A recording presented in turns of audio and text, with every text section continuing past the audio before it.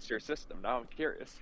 Okay, well, as the start of the stream is, my system is this stream will end in 3 hours, and we're late as usual, so really it's gonna end in 2 hours, 54 minutes, and 55 seconds, but I already started a timer, and I was thinking about making that, like, the title and thumbnail, being like, this stream ends in 3 hours, or whatever, or some amalgamation of those words in some order of some of those, like, synonyms. Anyways, so instead, it's Naruto's birthday, and we're celebrating that, and the timer's just going, and we're just doing both at once. I was thinking maybe the title and the thumbnail could like be one for both of each of one at the time, but instead I did both for the Naruto birthday and none for the timer. But the timer, we have it for this stream, and I'm sharing my screen so you can see the timer, and that's just gonna be in this tab. And I already tested it, so if I put it to 5 seconds when the timer runs out, it's gonna beep. It's gonna beep, and then we're gonna know, and then it's gonna end. I want it to be like an aggressive, like obnoxious beep. So it ends in 3 hours and just 6 minutes less than that. All right. And so, speaking of guests, we have. Where is he? We have So it's speaking of guests, yeah. So Kamui, who's our guest? Isn't it Sage of Six Calves? Something like that. That's not even his channel name, but close enough. To be fair, I almost typed that wrong, but then I looked it up. That's his Discord name that you showed me. So. Yeah. Oh, I probably then I probably did just type it wrong. Anyways, our guest is Sage of Six Calves, and why don't you come up here and introduce yourself? Sage of Six Calves. Is Draco Sage of Six Calves? He is now, because Sage of Six Calves. Yo, I'm sorry, bro, my lady. Oh, okay. Never mind. I did not show that on stream. Okay. Yeah, he is now Sage of Six Calves. Congratulations, Drake. Sage of Six Calves. Is he the same person, or is he just replacing him? Sage of Six Calves, welcome. How you doing?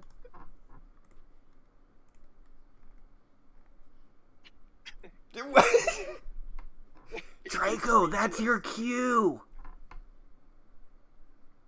I don't think he's here right now. You're Sage of Thick Calves now. Say the thing, Draco. I'm getting the feeling that he's not the same person. Quickly, do it now. What the fuck? Alright, Naruto's birthday. Alright, it is that today. Okay, I'm really sorry about that. I was having some microphone issues. No problem, Sage of Six Cows. Thanks for joining us on our channel stream today. So here's your channel, of which you have 560. So Sage of Six Cows, what made you start doing YouTube? I wanted to get money and fame. All right, fair enough. You know, that's the exact kind of answer I expected out of Sage of Thick Calves, and great channel. So which of your videos is your favorite? The one about which Naruto character can give the best head. All right. Okay. Maybe you unlisted that one. But okay. So Naruto's birthday. Kamui, take it away. What am I supposed to be doing? Once upon a time, Naruto was born. And when that happened, his parents died. Happy birthday. How old is Naruto right now? Like 36? In terms of manga years, or like in the story itself? Technically, he's not aging. In the stories, I want to say he's like 33 or 34. Or actually, no. But I guess like in the time probably skip. like 36. Yeah, after the time skip. Although he didn't age in there, so I mean, he's kind of like still 33, but like he's 36. Like, imagine spending like your birthday in like a void. You can't move or do nothing. That's wild. You know, I was thinking about so that. Weird. Yeah, like what will Naruto consider himself? Like, will he decide I am 36 years old, or will he be like I'm 33 years old? I don't think he's gonna care. Yeah, I don't think the writers are gonna care. But speaking on Naruto, well, just on like the Boruto time skip in general, how do you think Sasuke's doing right now? You mean the tree?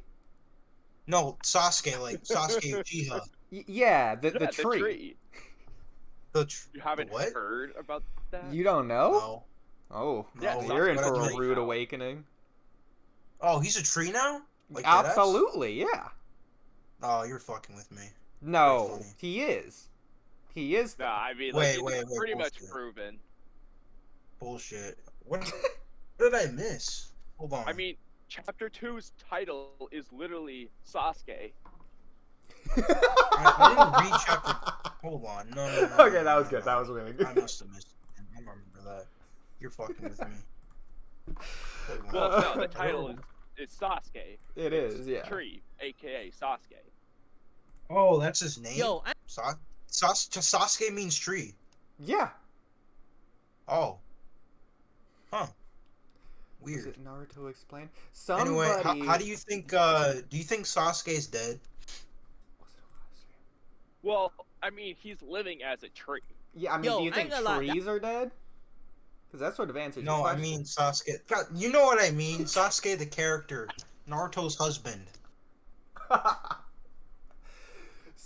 Was Do you think was it he's dead or Naruto not? Explained? Yes or no? When the Ten Tails became a divine tree, did you say it was dead? Oh my fucking god. Are we really doing this right now? Bro. Who You know, never uploaded mind. the Never video? mind. Let's today? change the subject. Oh my gosh. Let's change the subject. Let's talk about I don't know, his dead parents. Oh my god, I Sasuke's just parents? No. snorted. Mikoto and fucking Fugaku? Naruto's parents. Kushina and No, Minato? Yes. Let's talk about them. Okay. The goated couple of the series. Take the lead, Sage of Thick Cows. Okay. I think I don't like Kushina as a character that much. And personally I'm not a huge fan of Minato. He's not a bad I don't think he's a bad person either. I'm just not like a huge fan of him. I just think he's not that interesting. I'm gonna be honest. I think Minato is mostly just cool. Yeah. Like, Well, yeah, that's the he's thing. one of He's the just coolest characters. That's why he won the poll. He's just so freaking Mm. cool. Like, well, that's yeah, all that's it is. it. But like, if you look in depth to like his character and stuff like that, there's not much there. You know what I mean? Yeah, He has lack of character, substance. course, but it's not like Exactly. incredibly, insanely deep. It's not on the level Yeah, of like it doesn't have Dara, much Obito, depth. Madara, Naruto. He's Sasuke. boring. Like, Yeah. Itachi, like, He's just Pretty flashy. much. Pretty Both much. literally and physically. he's just Wait, a is that the flashy, same cool- thing? I mean, for most of the series leading up to his full character, he was just the coolest, this really strong and cool Hokage who saved the village. That's all he was. He was just a cool guy who was really strong. Like, Oh yeah. that's, like, what he was.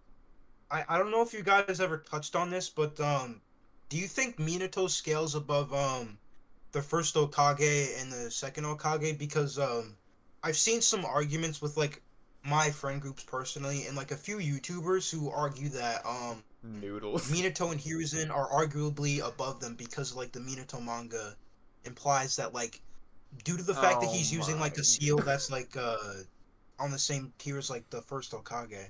What are your Well, thoughts alright, on that? so regarding Hashirama, the answer is no. Minato is not stronger than Hashirama.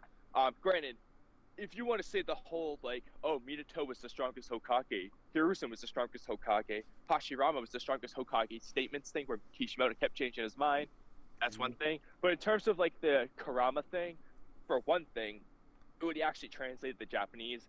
It doesn't actually mention Hashirama. That's just Biz who did that. But even ignoring that, it would just imply that Minato's sealing abilities are on the level of Hashirama's. That doesn't necessarily mean like the rest of him is. He Well, could isn't, just like- be incredibly good at sealing, but I suck like- everywhere else. Obviously he from doesn't, what but Isn't like sealing like based on like how strong you are personally, because that's like how no, Seals it's just work. a skill. Yeah. Like Oh, some people are skilled in sealing jutsu, others aren't. Like oh yeah, I'll just make up an example. So Datara has shown like, or actually no, Madara literally shows zero sealing abilities like at all except for the 6 paths coffin seal one. That's the only sealing ability he's ever shown. Sealing a 10 tails inside himself. He's never shown the ability to like seal a person away like Gaara can. What you're probably referring to? You're probably just referring to the Reaper Death Seal because Old Man Hiruzen couldn't seal away Orochimaru. But that's a little bit different circumstances, sort of. But only a little bit. It depends on what he means. Like, the strength of the seal, a given sealing jutsu, could depend on the strength of the user, yeah. But if you just mean, like, if you have, okay, I'm just gonna make up, okay, so Iruka tried to use a sealing jutsu on Naruto before Naruto just breaks out and goes join the war. So, like, how do I explain this? So, okay, if Hiruzen, or if Hashirama used the exact same sealing jutsu on Naruto in that scene, it would have been more effective in Hashirama's case because it's Hashirama using it instead of Iruka. However, you could also have someone like Iruka use the Reaper Death Seal instead, if that's just a better sealing jutsu. He still not might beat Naruto, but he might have better luck because the sealing jutsu itself is just better, even though Iruka is the same person. Like, exactly. So, like, if Iruka used Reaper Death Seal on Naruto, theoretically it would work, but if Hashirama just used regular wood style on Naruto, it theoretically might not work. Yeah, like, the stronger you are, you can obviously use your sealing jutsu with greater effect. But some sealing jutsu are just better than other sealing jutsu. Yeah, that's why different jutsu are ranked. It's the same with sealing jutsu. If it's a higher ranked sealing jutsu, it's harder to use and it's more effective. I just assume that, like, generally, if you were, like, depending, your raw strength would depend on, like, how effective the sealing jutsu would work on your opponent. Like, let's say, I don't know, Deidara used like a sealing jutsu on War Arc Naruto. That probably wouldn't work, right? Because he's stronger than him at that point. Or weaker than him, sorry. Well, I will say, generally, I don't think that's fair to say, exactly. It has nothing to do with a character being stronger than another, because generally, the seals are stronger than the character themselves. So, for example, what was it, the Sound 4? The Sound 4 sealed Hiruzen within the Orochimaru fight? Yeah, true. Hiruzen couldn't break out. So it doesn't have to... Yeah, Hiruzen's stronger than Jirobo. But, so, like... I see. Okay. Yeah. I misunderstood how sealing jutsu worked then. Okay. Like, another way to look at it is just, like the ranking of the jutsu thing. Some jutsu are a higher rank. So, like... Yeah. There's no comparison for... Okay, I'm just gonna make up... Alright, let's... Friggin' Fire-style Fireball Jutsu. I don't know what rank it is. Let's just say it's B rank. I'm pretty sure it's like A rank. Okay. Well, is there a B rank? Okay. Monarch's Majestic Flame Destroyer Jutsu is probably a higher rank, though. So, if, okay, baby Sasuke hypothetically used the Majestic Flame Destroyer Jutsu versus Madara using the Fireball Jutsu, which is probably lower rank.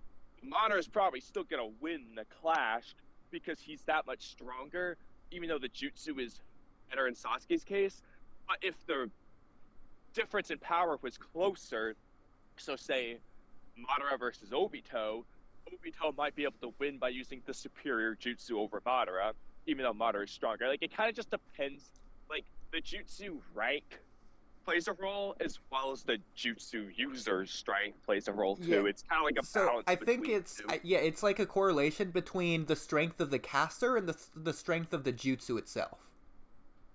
And sometimes it's also just a skill thing. Yeah. Sometimes, like, using the Reaper Death Seal or something might not necessarily require X amount of power. It might just require X amount of skill to use it. And it's just a skill thing. In a case of, like, sealing jutsu, it's mostly a knowledge thing. A lot of people just don't know how to do some of them. Like, they're just not taught regularly. And so it's different for, like... are, like, a secret. It's not something everyone just It's usually kept within the clan. A lot of Minato only knows it because Kushina taught him. Yeah. So the difference between them is that, like, he's not specifically using a Hashirama seal, right? He's just using one that, like, Kushina taught him, okay. Yeah. I think it's the point with the Minato thing like just taking business translation into account, it's mostly just the fact that Minato was able to suppress Kurama to a degree, and like nobody since Hashirama could ever do that. But And also, so, where do you think Hashirama Kurama's got his perspective sealing would be jutsu like, from? Oh wow, that's impressive. Nobody's done I that. assume he since got it from Hashirama. like his wife or something like Yeah, that. he got it from Mito Uzumaki. Exactly. It's just all Uzumaki sealing techniques. Like, Wood Style naturally suppresses Tailed Beast, but, like, other than that, he has sealing techniques, obviously. We see in the work, he does the, 4-6 Crimson Ray formation? One of them? He also has the Gracious Deity Gates, which Gracious seem to be Deity Gates, linked yeah. to his wit style. Well, no, because Naruto uses it to seal Kurama as well, but that could be implied to be That was Kushina's the power. weirdest thing ever. How the hell I was wondering about It's an that. Uzumaki Like, where technique, the hell it has did to Naruto gain that from? Yeah, it has to be Uzumaki. Uzumaki blink. I mean, it's the same Uzumaki thing blood. as Naruto using the adamantium chains. He's obviously using Kushina's adamantium chains. He doesn't just have that. But yeah. But like, are the adamantium chains like a pure-blooded Uzumaki thing, or is it like anyone in the clan can use it? It's rare. It's rare within them. Like Nagato doesn't have them. The only two characters we know who do are Kushina and Karin. And Well, but in the case of the Naruto one, it blatantly was Kushina doing it. But in the case of the Deity Gates thing, it was just like Naruto did it. So, Well, I like, assumed is it an Nagato. Ashura power that just never really explained? It's just kind of observed. Like, is that what it is? Like, I don't know about that. Do we know what type Well, I assume of Nagato jutsu couldn't is? use the chains because, like, was he even aware that he was like an Uzumaki or some shit like that? I mean, I don't know if Nagato did know. I mean, who Like, would I have told doubt him? it. And then, Maybe like, his parents. The Well, dragon I'm pretty chain sure, like- isn't the adamantium chains. That's a Rinnegan technique to seal the tailed beast. adamantium chains. Yeah. The chains that Obito used to like chain up the tail beast. That's what he's talking about. Yeah, that's That's not the that's ghetto not the statue. adamantium chains. That's a Rinnegan technique. Anyone with the Yeah, Rinnegan can do that's that. what you're talking about, right? Or was I misinterpreting? Adamantium chains are what Kushina does. I mean, they're both chains. Obviously, yeah, I can see why you get confused. They're chains. They do similar things, but they're different ability. Like, one is like a special Uzumaki thing. The other one is the ghetto statue. The adamantium chains are like the golden gonna- one, like the light golden, and the tailed beast Rinnegan ones are like a darker purple. Yeah, Yeah. it's like a purple. Although, I forgot what I was gonna. I had like a thing. I didn't know if you guys wanted to like talk about it or not, but it's like a funny Reddit post. I think I showed Hell yeah. Oodie this. Sorry. Yeah. It was. Yeah, like, I think I we're showed down. Oodie this before. Talk about funny Reddit posts. All right. It's like a funny. It's like a pretty dated Naruto Shout takes out type of tree. Freaking Sasuke. After we told you. Fuck off. Who the fuck refers to Sasuke as a tree? That's so gay. This guy? Yeah, well, you're cringe. So. Okay. I guess they changed the thumbnail. I could have sworn it was for Neverworld. He had a thumbnail of Sasuke, and it was like an arrow pointing to him with like text of like, he's a tree. I could have sworn it was this latest video. I'm pretty Does sure his name actually mean tree? Like, are you not memeing? Or does it actually No, mean we tree? were. I mean, it does mean tree, of course. Okay. But we were also memeing. So. Yeah.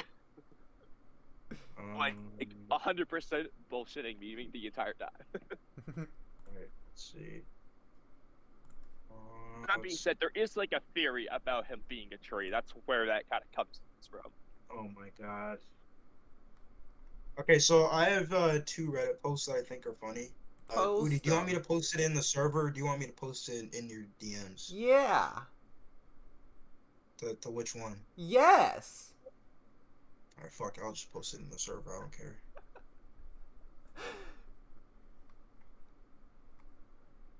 Oh well, I thought you were gonna link to it, but this works too. Okay, well, this is an interesting, okay, okay.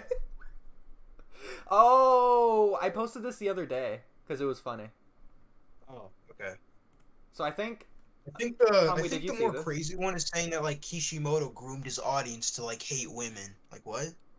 What? No. Oh, you didn't see this the other day? That's I know that makes no sense. Which one are you looking at? The list all one? of them. I'm just scrolling now. I think the funny one is saying that like Itachi was like Gary Stu in a self insert. The self-insert is kind of weird, yeah. Yeah, it is kind of weird. To be like, fair, what's every the character is a self-insert? self-insert. Self-insert is like when the author tries to write a character like them into the series, and then they write them in like a cool way to be like, that's me if I was in the series, but like I'm cool. But, yeah, and like the okay, thing about him being Kishimoto very has like mentioned when characters like reflect either himself or his wife, like in Sakura's case, I believe it was, or Hinata, one or the other was supposed to be like his wife. But I don't think he's ever said that about Itachi. Also, like, Well, he what says on that earth is every he's character trying to in the imply about series himself? has He's willing to one kill his aspect of family. him. He said and the every thing character about- has an aspect of him. really every. Well, I mean, maybe that's true, but like, I think the thing that's funny is like he's saying he's a Gary Stu, but like, a big thing about Itachi's character is that how much of like fuck up he is. So like, that's just like a weird take. I don't know.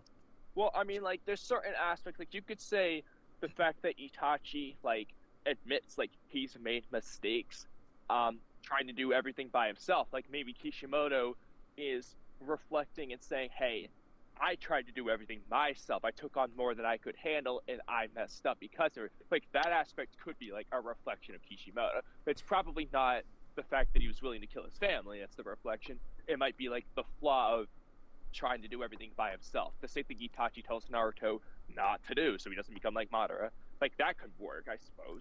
You know what, Kamui? I was thinking about this the other day since we were on this topic a few weeks ago, and we don't have to stay on this for long.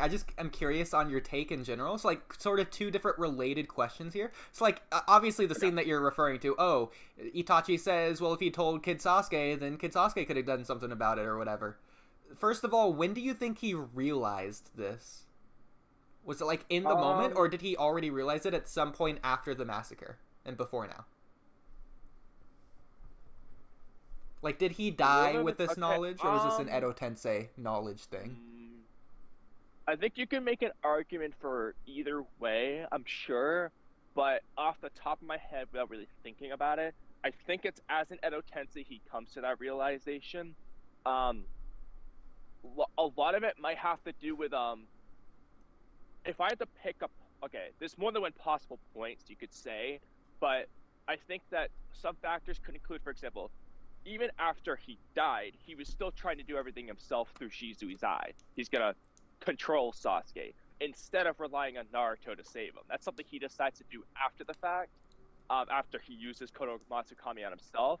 So I think that's step one.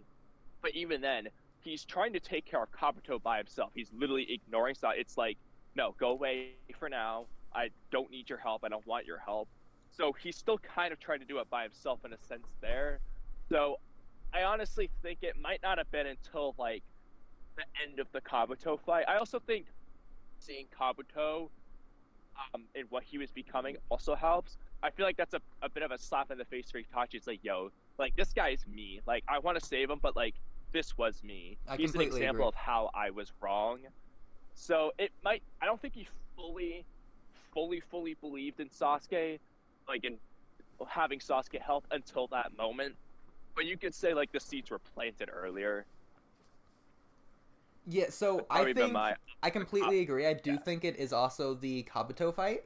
I think it's specifically because Kabuto is just such a good foil to Itachi. I think he's a great foil. Yeah, exactly. That's what makes him realize about himself. Really did it. But I think some signs are planted earlier. But I think that's really where it's like, you know what? I did screw up Sasuke. I was like Kabuto. He really compares himself to Kabuto and how they were both failures for the same reason. So I agree. I think the Kabuto fight's where it's really set in. You can just make arguments for seeds being planted sooner. Hey, yo, I left the call for a minute. What I miss? My dumb ass just left. Oodie was asking when I think Itachi Crap. Sasuke, then Okay. they could have stopped this full way.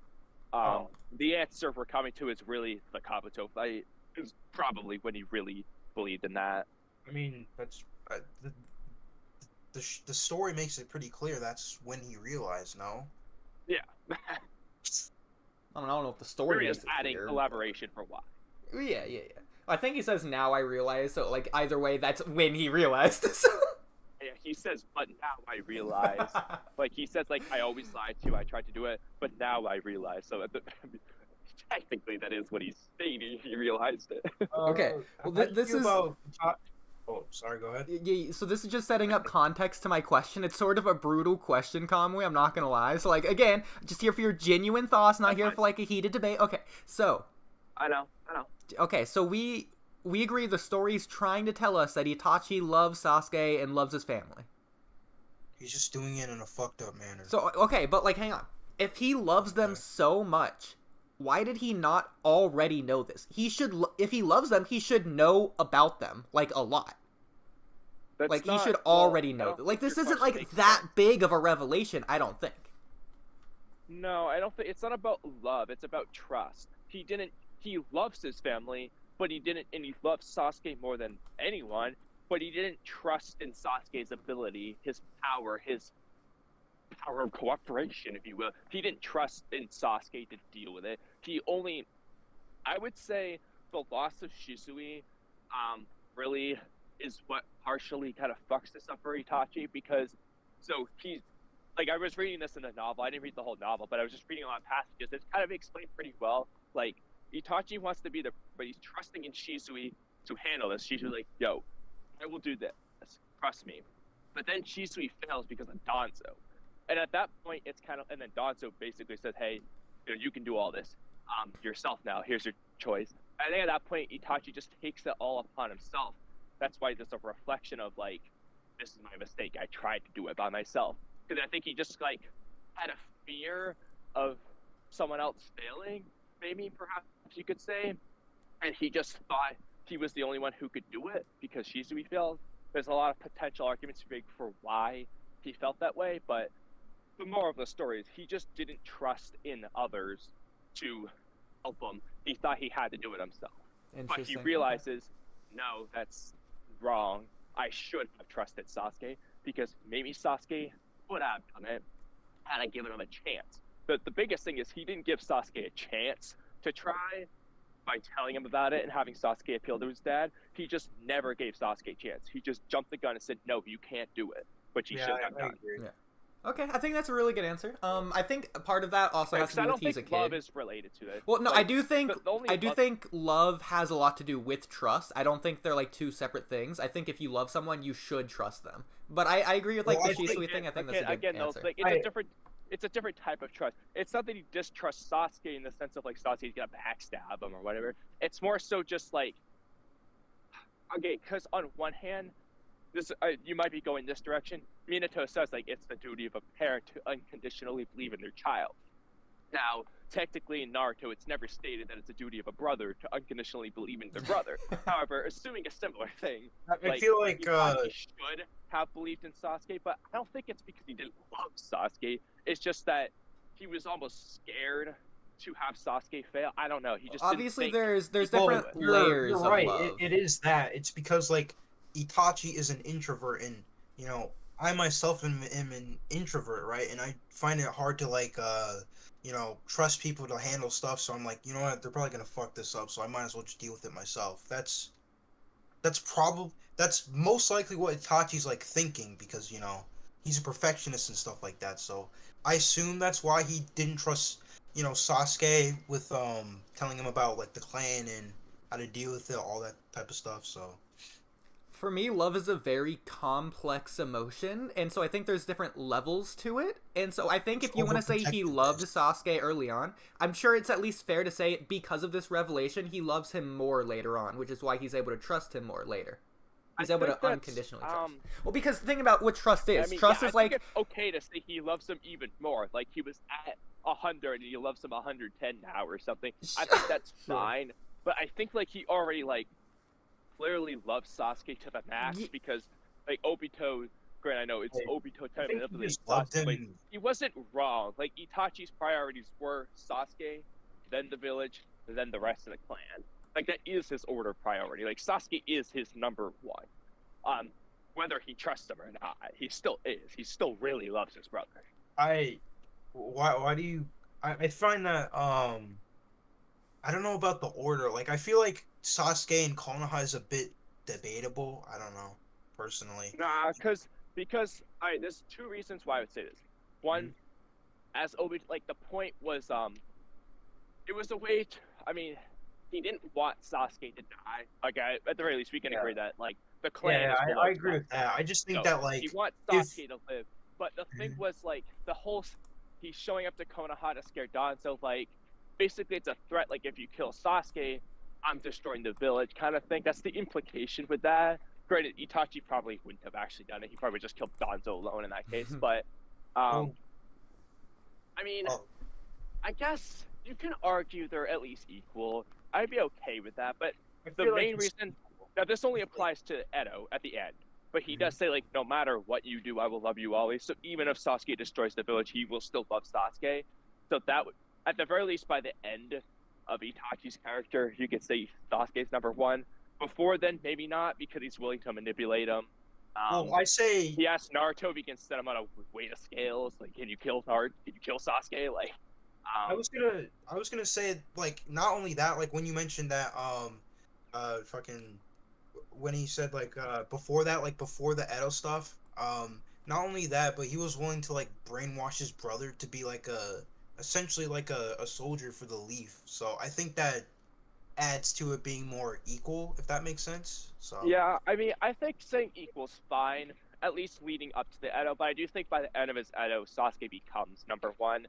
I'm fine with saying it that way. I just think that it's kind of implied that, like, Sasuke became his number one at the very least. Maybe not before, though. Maybe the village is arguably number one before. Well, I think having trust in someone is what is trust? Trust is just putting faith into the unknown because you believe in a certain outcome. So he just not trusting his brother for whatever reason, he didn't believe his brother could do it. He didn't believe, and this goes back to love. He just didn't love Sasuke enough at the time to believe he could. But also, let's keep in mind, love is usually here's the thing, though. Like, because for example, I mean, yeah, you can always argue this, but like when Sakura clearly loves Sasuke, but she doesn't like trust, like she thinks, or Naruto clearly loves Sasuke. The end of part one. All right, will you agree that Naruto clearly loves Sasuke by the end of part one? like in what way? Just as a friend, a brother, you know, whatnot. The way he describes it. I think he loves him in the Land of Waves. Huh? I'd go as far back as the Land of Waves. That's fine. That's okay, but he definitely loves them by the end of part one, right? Yeah. Okay, but he definitely clearly doesn't trust Sasuke to not die to Orochimaru. That's the whole reason he's hell-bent on bringing him back. Besides the friend aspect, it's also like he thinks Orochimaru is going to kill him. He doesn't trust Sasuke to defeat Orochimaru. With the knowledge that we had at the time, Sasuke not enough. No. With the knowledge we had at the time, that's perfectly reasonable. That has nothing to do with love, because Naruto doesn't realize that, first of all, Orochimaru's like time of the body jutsu swap is about to end, and then the fact that the jutsu has a timer of 2 years in the first place. He didn't know it even had a timer. Like, he thought the moment Sasuke leaves, he's just going to get taken away. But even if it's going to come to a point where, like, let's just say Orochimaru has more time, like the moment Sasuke gets there, Orochimaru is going to be able to take his body. He doesn't trust Sasuke to just like defeat Orochimaru. Okay. That doesn't mean he doesn't love Sasuke. It's the same way as Itachi doesn't believe that Sasuke is just gonna like change Fugaku's mind because he thinks that the clan is too hell-bent, they're too far gone. I don't think that means he doesn't love Sasuke. It just means that he didn't believe in Sasuke's ability to change their mind. The same way Naruto doesn't believe in Sasuke's ability to defeat Orochimaru. No, but okay. So, to be fair, hang on. But again, trust is putting faith into the unknown because you believe a certain outcome. Regardless of how much Naruto loves Sasuke, he's never going to believe part one Sasuke is going to defeat Orochimaru right there. Like, at the end of Shippuden, he's not thinking back being like, oh man, Sasuke totally could have defeated Orochimaru then. I should have just loved him more back then. Well, yeah, but Itachi doesn't think I should have loved Sasuke more. It's just that he just didn't have faith in his Talk no Jutsu, I guess, essentially. He didn't have faith in Sasuke's Talk no Jutsu, but then later on he says, you know what, maybe he could have. But this gets to my next point of this, though. But he doesn't say definitively that, like, Sasuke could have done it. It's just that perhaps he could have. It clearly, the result that they got wasn't the greatest one, but perhaps Sasuke could have made it better. That's all he's really saying. But this gets into the next aspect of love, though, which is knowing someone. The more you know someone, the more you're able to love them. And Itachi isn't really home most of the time. He's choosing the village over his family before the massacre. He's going out on missions. He's joining the Anbu. If he loves his family more than the village, he would spend more time at home. Then he would know them more.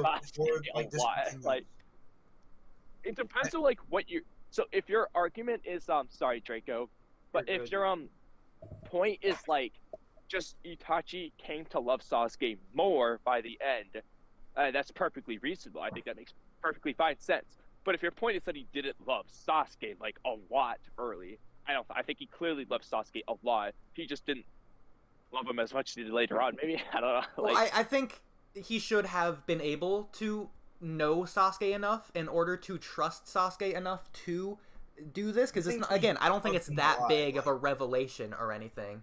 I think if he knew Sasuke, he should have known that this was a possible outcome. I don't think it honestly was so much about like knowing Sasuke, because like when he knows from Sasuke afterwards, doesn't make me think, oh, Sasuke's gonna change Fugaku's mind. I think it's more so reflection upon himself and how he didn't trust others. I think Sasuke, it's not that Sasuke in particular, was like this special talk no jutsu guy like Naruto. It's more so just, to me at least, it's more so the fact that he didn't trust others. Sasuke's the perfect example of someone he could have given a chance because, Sasuke's Fugaku's son, who Fugaku loves. Exactly, and he's innocent to all this. Also his brother. So he's a perfect person to give a chance for this. Yeah, that's exactly what it is. It's not that Kid Sasuke is the freaking talk no jutsu expert. It's the fact that Fugaku loves him, but Itachi wasn't home to see that. Again, Itachi was choosing to be the prodigy Uchiha, top the clan, follow the clan's orders, instead of just going against the clan or denying the clan and staying at home anyways. I agree he's not there to see that, but at the same time, I have to go back to the conversation. I can't remember if Itachi ever says anything about Fugaku caring for Sasuke, but regardless of that, it's not like when he's in Edo, he sees Fugaku loving Sasuke either. Again, this boils down to, well, why does he believe this now? It's because of the Kabuto thing in himself. He failed because he didn't trust others, and I think it's just a matter of, well, he should have trusted others. Well, who would he trust? Logically, the person is Sasuke, the one he turned away from, didn't give a chance. I don't think he would have trusted them the same way as he would Shisui, because like Sasuke's like what, 7 years old during the massacre. Like, I mean, yeah, he did trust Shisui, and Shisui failed. So I think that's like plays a big role in him not trusting Sasuke. Not because he doesn't love Shisui's like Sasuke, the same age, if not older than him, right? So I think there's more reason to trust him than like a fucking 7-year-old. Well, no, but no, that's not the point of trusting Sasuke there. The point of trusting Sasuke is because he's Fugaku's son, who Fugaku loves, and Sasuke's innocent. So if Sasuke, the innocent son who he loves, were to proclaim to stop doing this, Fugaku might listen to him. Yes, that's what Itachi believes later on. But I don't think it's because he didn't love Sasuke enough. I think it's just he didn't have faith in like Sasuke's ability to change Fugaku's mind. But I don't think it's out of love. Because I don't think he loved Shisui more than Sasuke necessarily. Even though he trusted Shisui, I don't think he loved Shisui more than Sasuke. Well, Shisui also told Sasuke to believe in himself, like or to brother, so like, I think this is mainly because he was like Sasuke was really young, so it's not like he was gonna be able to say anything to change Fugaku's mind. No, I completely disagree with that. That's like, I don't know. The opposite interpretation. No, that's what Itachi's initial thought process is. Yeah, he's this young, innocent guy. Like, why would he change Fugaku's mind? Fugaku's pretty head set on it. He's not listening to Itachi. He's so like an old-fashioned guy. Probably his mind. I don't think. But in hindsight, he's like, you know what? Maybe he wouldn't. My counter for the Shisui point is that Shisui trusted in Itachi, and Shisui failed. So that trust was misplaced into Itachi because Shisui failed. So why should Itachi believe in himself because Shisui believed in him? Wait, what is that a counter to? What point? The Shisui point? Are you talking about like me? My Shisui point was that he trusted Shisui. I don't think he loved Shisui more than Sasuke. Well, but the point was that he doesn't trust anyone else because Shisui failed, and he trusted in Shisui. So the person he trusts in failed. I have a question. Yeah. What is Yes, the if anything, you can argue that he did trust Sasuke, but he's scared Sasuke will fail for that same reason. I don't think you understood my point, but that's okay. what's the premise of the entire question? Why did Itachi hate Sasuke? No, Why? no. Why did Itachi? the thing- No. I don't. Right now, it's really a boiling down to, because, okay, Oodie said that, like, he doesn't think Itachi loved Sasuke enough to trust him, whereas me and I think Draco too are more so saying it's not necessarily, like, you can argue Itachi loves Sasuke more later on, that's fine, but I don't think it's that he didn't love Sasuke enough. I think it's just that he didn't trust Sasuke enough. Not necessarily because he didn't love him enough. Well, honestly, Yeah. Kamui, I think we're both right on this, because we sort of have two different points, even though it seems like we have the same point. They're actually completely two different points. So I think it makes sense for both of our points to be correct. He just didn't trust him enough when he's a kid because he's not home, but he also later on trusted him because he saw Kabuto. So it's both. I have a hypothetical question for like all of you That's fine. guys in the call. Yeah. Let's say Itachi took Sasuke away from the village because he couldn't stop the Uchiha massacre. How well do you think he's gonna do out there? And how do you think What do you mean by- Sorry. Like, as if, like, Itachi just doesn't slaughter the clan, he instead just takes Sasuke and runs, and Yeah, he lets just the takes village Sasuke fight and the clan. runs. He's a rogue ninja. He gives up everything. He just lives out anywhere in the woods. Let's say in the woods. Meanwhile, his clan has to like fight Konoha by themselves. There's- Well, in that Who case, tried to Konoha overthrow definitely their government. wins. There's a few I guess, like, different yeah, it's the aspects you can take this. So first of all, we need to decide where is the best place for Itachi to go. I don't think he would go to the Akatsuki if he has Sasuke with him, and some random house in the woods. Well, let's just stick to like things in universe. So I see two possible places he could go. First of all, the Land of Silence. Is that even made at this time? I have no idea. I don't know. Okay, But- if it Does is, Itachi he even might go know there. about it? Like, Oh yeah, well I So- think he would because the bingo book and he was in the Anbu. But like the second area, this is a real big stretch, but I think it's possible.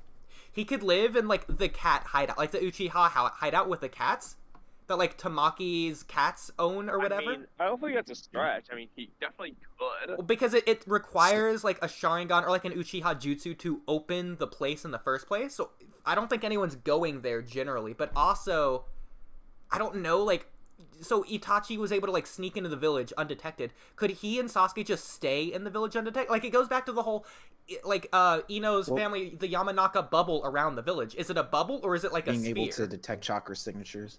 Yeah, but like if Uh, he's in the village, is it going to go off, or is it only going to go off if he like touches the bubble around the village? Well, I I have mean, no idea Like whether if he or not never it's a- actually In terms of leaves. how it was at the end, beginning of part 1, at the very least, once he's in, and nobody knows. Or even in Boruto, once Kashin Koji was in, nobody was saying, "Oh, Jiraiya's chakra is in here." What? Let's go find it. Where Jiraiya's His- chakra is. They have to look for him because they don't know. It's just kind of like it only triggers if you're not registered. If in you are the registered, system. nothing's triggered. They don't know where you are. All right. Nothing happens. They can't just track you everywhere you go. I have no idea whether or not if it worked worked something similar in part 1, but I mean part 1 of Naruto, but it's a little weird. Like, I think your chakra signature would be picked up, but they wouldn't necessarily distinguish who you are, sort of. I don't know though, I because they didn't. I mean, yeah, maybe they say, "Oh, someone entered the village," but they don't Yeah. know who entered the village. I agree. Maybe So- that, but It's a I little still don't weird get the because key thing and the password thing. It's so weird. yeah. Are you talking about like in the Forest of Death? Like they had to do the little password to figure out who you are? no, he's not talking at all. about so when Itachi. Oh. It's explained in the pain arc that when Itachi and Kisame entered the Leaf Village, Itachi knew some jutsu code from being in the Anbu so that he could enter undetected. He Where says that Pain doesn't know Itachi the never code, told so him he the has to just password. enter and deal with it. But like when Oh. Itachi first invades, he says he has a key to do it, or like there's some key When does he to say do that? it. When He does he doesn't say say a key? like a physical key, but he uses the word key. I forget exactly trying to- where, but you know, something. Because I don't remember that. I think I'm like, looking at well, the chapters right it now. might have been Kakashi who said it. He was in the Anbu, so he had the keys to get through the bubble, or something. I don't think he says that. Someone He when- just says that he was part of the Kakashi, Anbu, and that's why Anbu. he's like he was the captain of the Anbu. Well, no, He's strong. we were arguing this like 2 weeks ago. Do you remember? We were like literally arguing the physical key. like Pain says jutsu code. I don't think anyone ever says key. Would Obito be a problem? Probably. Was this like in the anime or in the manga? Either way, I don't think I don't know. anyone ever says key. Someone? Well, no, we were 100% they do. We were arguing this just the other week. No, because I sent you were talking about key, but I sent this because I think like ATG or someone described it that way, but then I sent the panel and it said jutsu code.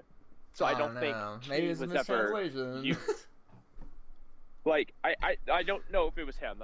Also, sorry ATG, if it wasn't you. I think someone just said key and you went with it, understandably so. But then I was like, no, it's this jutsu code. I don't think it's ever actually said key anywhere. It's possible. I don't know. Well, it's possible I'm wrong, sure. I just don't remember it at all. Well, knowing about how apparently terribly I misquoted myself last stream, I definitely don't want to say any wrong words this stream. Shout out Kamui, he's the only one that knows what I'm talking about. Yeah, I know what you're talking about. Because apparently if you flub a single word ever here, you're just the devil himself. What's ironic, Kamui, is that I called you Rain like 12 different times last stream, Kamui. But like I guess that's just not an issue. Exactly. And that's the proper response. And that, anyways, we're moving on. Anyway, I'm just looking at the chapter to see if Kakashi says anything. I don't think he does, but What chapter? yeah, is it? he just 141, I believe. I'm on 140 or maybe 142, one or the other. I don't remember where it is at all. But yeah. Yeah, they're just 141. fighting. Let me see. He just says like, yeah, he became captain of the Anbu at age 13. We haven't seen his full power. He didn't talk about how he entered the village. He just says like, oh. So that's who those two mysterious people at the tea shop were. Like Kakashi just and Asuma Kurenai just noticed two suspicious people at the tea shop, and he's like, all right, Asuma Kurenai, go deal with it. And then they thought it was Itachi. This is a chapter where Kurenai thought she could use Genjutsu on Itachi. I think it's the chapter. It's the chapter after that one. Okay. That I was. But yeah, he just says like he was captain of the Anbu at age 13, and then Pain later on says that there's a jutsu code. There's never mentioned to be a jutsu code before the Pain arc, for that matter. Okay. What if the Tosca blade's Hold the on. key? Totsuka Blade. Yeah, he used the Totsuka blade. That's the jutsu code. Everyone actually has a Totsuka blade in the Anbu. I'm trying to look for where it's. That's where they hit it. No wonder. I mean, the Anbu is pretty secretive. It makes sense. No, but then Orochimaru would have been able to get it because Danzo had his connection with the Anbu and Orochimaru his connection with Danzo. He was literally part of the Foundation at one point. Well, That's how he Danzo met was Kabuto. so close to like Kaguya as well. I mean, it makes sense. If anything, the Tosca blade is like underwhelming compared to that. Yeah, the Totsuka blade's actually just like Kaguya's weapons instead of like the Sage 6 pass tools. It's Kaguya's It's tool. like a normal kunai for the Otsutsuki, just the Totsuka blade. Yeah. This might actually be a really good content, like Kakashi versus Itachi throughout every point of the manga. So like, I mean, Kakashi just loses until like DMS. Yeah, who's older? Kakashi's older, right? He should be. Way I think older. so. Yeah. Definitely. Yeah, Kakashi's older than Itachi. Is. Okay, so Kakashi wins at least the first like 6 years of his life, minimum. Oh, you mean like in that sense? Okay. Yeah. It will. I mean, I think Academy Kakashi can beat Academy's Itachi because I like agree. Kakashi's the youngest person to graduate from the Leaf Village that we know of at least. Yeah. He graduates at 5. Itachi graduates at 7. So like, Kakashi's more of a prodigy at 5. But Itachi had the wisdom of the Hokage at 5. That's not even what he And we said. know chakra is spiritual and mental energy, so that means he was mentally Hokage level physically at 5. Like now's a great time to just talk about it. That's not even what the freaking statement said. It just says he thought like a Hokage. Like, that doesn't mean he says, why is this the No, average no, no, Hokage? no, no. Just, he had Hashirama the was mindset saying of a Hokage. Itachi would defeat him in a fight at 5 years old. He says that word for word. Yes, of course. How could I forget? Anyways, Noodles would be happy, probably. Or mad? I don't know, one of them. He'd be something.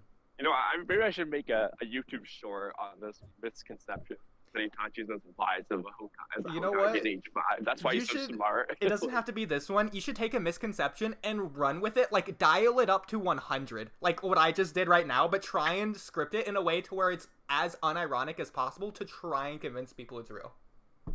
I mean, that's kind of what I'm doing with this Gara YouTube short. It's true. It's just so obviously, like, not true that, like, just... I'm almost debating whether I should put, like, take this seriously at the end, like, just in case someone actually believes it. Immortal Phoenix, have you heard of this? Do you know what we're talking about? Sorry. What was? All what right, were you guys perfect talking chance about? to catch him up while I go to the bathroom. Take it away, Kamui. Okay. Did you know that Gara can't count to 6 during the Chunin exams? Oh damn! I did not notice that. I did not know that. Okay. Well, allow me to explain. So, when Gara is at the hospital, he's trying to kill Rock Lee, and like Naruto and Shikamaru stop him.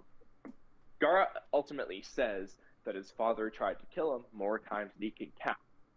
And then during the war arc, Gara says to Rasa, 6, father, you tried to kill me 6 times. The number that Gara previously said he could not count to. Gara couldn't count to 6 in the Chunin exams. Oh man. It's also really funny. I'm gonna totally play this up in the video with Gara's like 6, father. 6. You tried to kill me 6 times. He seems like he's so proud that he counted the 6. Like, it's really funny. Like, I was watching. I didn't even realize. It's so funny. It just seems like he's so proud. Like, I counted the 6, Dad. I think that was more so like, I think the main reason why he couldn't count. 100% is just that he just says like he tried to kill him a bunch of times, and then later in Shippuden, Kishimoto decided how many times he actually tried to kill him. Also, in the same sentence when he says, my father tried to kill me more times than I can count, he says, in the 6 years since I turned 6. Like, he counts In the 6 years since I turned. Like, he counts the 6. I'm just gonna cut that part out. Like, I'm just not gonna show that in the video because it's a joke video. But it's just kind of funny. Like, if anybody looks into it, they're gonna be like, bruh, he counts the 6 in that same sentence. It's still really funny. I mean, I think it's more so like the same thing. I think it's more so like the reason why you can't count up to 6 is almost like in the same predicament Naruto was in because, well, they're Jinchurikis and also their villages kind of. They didn't go to school. Yeah, they didn't go to school. They weren't taught. Also, their villages kind of feared them or hated them. I don't know if that's the same thing for other Jinchurikis like Fu or. It's pretty universal from yeah, at least. Oh, for sure. They're always hated. Yeah. Yeah, it's just they're hated because of the demons that are sealed within them, and also like they never had a shot at living a normal life. Period. Like, yeah. So it's just kind of unfair. Yeah. They just attribute it's just made very obvious in the first episode of Naruto that like everyone sees Naruto as the nine-tailed fox, not as Naruto, the kid with the nine-tailed fox. They think that he literally is the fox, like. Which is kind of crazy because, like, in the initial conception for Naruto, Kishimoto did plan on making Naruto the son of the nine-tailed fox. Yeah, like, so, Minato is actually like kind of a bad guy. Like, yeah. If anything, Hiruzen looks like the Sage of Six. Oh like, God. If anything, I think Naruto might have got it easier than pretty much any other tailed beast. Like, Hiruzen made it taboo to talk about. Wait, what? Naruto? What? You mentioned Cherokee, not tailed beast, but yeah, that one. It's Japanese. You mean Kurama? Anyway, Naruto got it easier than any others. Like Killer Bee, he got freaking eggs thrown on him. Like Naruto, his worst thing was loneliness. Like, good, everyone hated you. Be glad that they weren't near you. I mean, I I think. guess there's that one flashback scene of the guy throwing a mask at Naruto. Oh, would you Yeah, rather pretty have a much mask thrown borderline at you or an abusing. egg? I Be think real. though, you know what, Oodie, tier list time. We should rank. Granted, we Rank can't do this with all bullying? of them, but we should rank the harsh treatment of the Jinchuriki. That's great, yeah. I think Gaara's got it the worst. Definitively. Oh yeah, Gaara- like no yeah. one tried to kill Gaara had the Naruto, worst. except unless you want to consider Danzo behind the scenes, but never really took place, or Mizuki, Also, or like those Mizuki. kids who bullied him, and like Iruka saved him, but that was filler. Or I guess Obito, but like Naruto doesn't remember that. I don't really necessarily know how they treated B. I know that just like any Jinchuriki, he would be met with extreme prejudice. But We just saw one. We saw one flashback. What? We don't know at what point B won people over though. So like we see like the Motoi flashback where B's getting treated like shit. We don't know at what point B was able to win them over though. Like Naruto, we do know. Like we get to see people like by the pain arc, he's pretty much won everyone over. yeah, Part 1, we clearly see he has not. For B, we don't know what age. You know, he may have gone on for longer being hated. It might have been shorter. We don't know. For Gaara, again, we have the same timestamp where we can see when he. By the time he's Kazekage at the beginning of Part 2, he's clearly won everyone over. yeah. But we don't know exactly what point he did it. We just know that in those flashbacks, people were demons to Gaara. Oh god. They were really bad. I think most of the Jinchuriki were locked away anyways. Like, I know Gaara technically wasn't, even though he kind of was, but, like, Killer B, I think he kind of was when Sasuke went to go invade him. Like, he was supposed to be there for a reason. No, he was and just then... not. Well, like, guess what you mean by locked away? Most of them are, like, stuck in the village, but they're not all necessarily, like, in, like, prison. Not a like little bit different. Well, the most Not like- obvious example would be, like, the previous owner of the One Tails, that old guy. Yeah, he's, like, literally in prison. What But, was like, his the name? others are Rasa? still, like, in a, No, like, no, no, a no. confined Puku, area. Puku is that guy. Yeah. It's more like a free roam prison. They're just confined. Like, Oh, Kushima shit. was We don't confined, really but there know was no much about, bars. like, Roshi and Han, or Yeah, Yukito seems like probably similar to B in terms of I agree. rules. Yeah. Um, And then Yakura, Utakata, technically Yakura was filler, actually but like, probably not the really. most free. He was literally the Kazekage, or the Yeah. Mizukage. Mizuki. He Yeah. probably got it best if I'm Yeah. being real. Like he was, Yeah, he was honestly, Yakura allowed was the to best. get away with a terrible ruling. Like it was just the worst. And he He had also. the most free reign out of all of them. Boo in the flashbacks doesn't seem to be hated, though. I will say. Well, At Fu least doesn't by the really people she belong was to with, a but What about- village. Not like a What about great nation. Roshi? What about Roshi? Or Roshi, we I didn't think- get enough to know. He was just in the forest randomly. Udakata Han. has it pretty bad. He was he became a rogue ninja But because of it. Udakata had his it's- girl. He's fine. He's cool. And- Yeah, he had I think a girl that he didn't realize he loved. And then they played remember. Guren's song at the end, and it was the saddest. Was this- was it during one of, I think, a filler arc where Naruto was guiding this, was like trying to protect this girl with Sai, and Sai was just like fucking around. I think I he don't know what you mean. I don't know, there was this girl who was under Udakata's I would say, Oh, in that arc. Okay, I don't remember tutelage? the side dicking around part, but yeah. it's I in think that I re- arc, okay. I know what you're talking about, and I know she was under Udakata's tutelage, but it was just I don't remember her Tutelage. name. I just don't remember the love that side word. part you're talking about. The ending is still the saddest thing of freaking all time for me. When Guren's theme plays as the bubble floats around and she's waiting on the rock in the grassy field, waiting for Utakataka to return. And he just doesn't. Oh, dude, I know. Like, Pain, dude. I love that fight, the flashback. It's only in the flashback, but when Pain fights Udakata, I thought it was Oh, really no. cool. My But, like, it is headcanon, so sad. she's still waiting to this day for him to return. Yeah. I know. That one is so sad, though. Like, Udakata's just going to... He's literally going to, like, make a treaty with the Mist Village to go back. But Pain kills them, and then Pain captures Udakata. She's just waiting there. If you guys have ever seen Futurama, she's like the human embodiment of Fry's dog. Which is the saddest episode ever. So, hold on. Yeah. I have a question. Okay. Do you think that, okay, so moving away from Naruto for a little bit and moving into Boruto territory. I was kind of watching a little glimpse of this video called "Why the Jogan Hasn't Been Shown in the Manga," and while I was watching this video, I noticed that like the anime and the manga, not only are they like night and day, but in the anime, Boruto already has the Jogan awakened at the age of 8, and he's already getting a handle on some of its abilities. And most of those abilities I've seen are kind of like perception-based abilities. Like, for example, the ability to see the chakra point system in an opponent and be able to pinpoint his weakness. The ability to literally see from one dimension back into another world, sort of like dimensional perception. It's like the Senrigan. Yeah, like the Senrigan. I made like a short on that, talking about how the Jogan was able to do something similar to what the Senrigan was capable of doing in chapter 77, and how Ada was able to tell Shikamaru everything that's going on in Jigen's dimension, where Code was still building up his army, and how many 10-tail soldiers he was creating.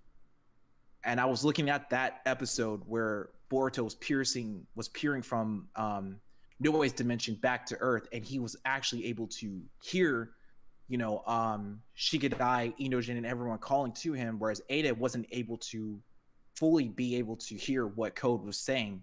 Oh, she can hear with the Senrigan, generally speaking. Yeah. It was kind of crazy because I was looking at that episode and the chapter in which she was able to hear it, and I was like, wow, like the anime is sort of like foreshadowing things. Like, what if the Jogan is like sort of like the collection of like all dojutsus combined into one singular dojutsu? I mean, at the very least, 8 demons, like, because they're all moon shapes. Like, yeah, that there is of that. It's like they literally are moon designs. The Jogan has done Senrigan things before. It hasn't gone in the past yet, but we've seen at least a. But also, Naruto and Hinata, I think, sort of go back to Hamura's lineage anyways, and so I think it's fair to say the Jogan also very clearly similar to the Byakugan. In fact, it's already been compared by Boruto himself in like episode 8. Yeah. So. But that's the thing. That's why it's tricky, because it's like got comparisons to the Byakugan, also got comparisons to the Senrigan. So it's like it could be like a both thing too. I mean, but Sasuke's Rinnegan teleports. The Jogan teleported. Are we gonna count that? Like, I mean, it's just like it's got the same purple ripple thing as Sasuke's jutsu. So yeah, you can. Like, the same space-time ninjutsu, yeah. It just doesn't have a visual comparison. It let him precog Urishiki's portal.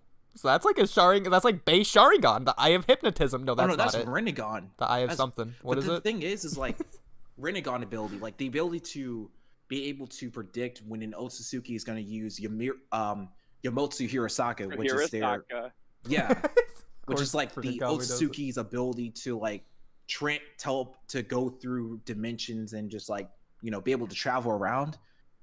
And it was just wow. I was like wow. So it was like like I said before, the anime tends to like to foreshadow things. And then the one thing that I cannot get off the one thing that I've been stuck on was like chapter 10 of the Boruto manga, which is my story, and episode 65 of the Boruto anime, where, like I said before, the anime and manga are like night and day. So you'll have Boruto not with like no Jogan at all, not being able to even contend with Momoshiki, not even the slightest. And then you'll have one instance in the anime where in this particular manga canon episode, Boruto has Jogan activated, and he was able to precog Momoshiki, and Momoshiki was just standing there like stunned, confused as to like whether or not if Boruto's eye is what Urashiki was kind of like talking about with Toneri before he sealed him away. Like, he was able to precog Momoshiki. He was able to not only be able to get off some real good damage on Momoshiki, but while he was finishing up Momoshiki, I noticed that the energy within the Jogan's eye was kind of pulsating as he was destroying Momoshiki. And instead of the scene where Boruto heads to the God Tree to figure out whether or not if Momoshiki was still dead, he instead gets transported into some other like reality or some other dimension with Momoshiki while he was giving him his karma seal. And instead of him saying, "Oh, you must have the Byakugan blood," he says, "Oh, you must have inherited the power. You must have strongly inherited the power of the Otsutsuki." And it's like, huh, that's weird.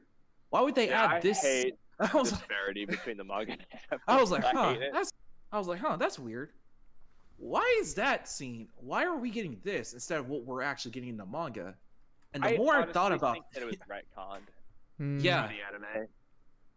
but then another part of me was like, huh, maybe they're actually, like I said, foreshadowing something about the Jogan. Because I was always thinking about this. The Edo Tensei have darkened scleras, but just different eye colors and different eye shapes around them. The Jogan has the same thing, darkened sclera, but just a light blue pupil.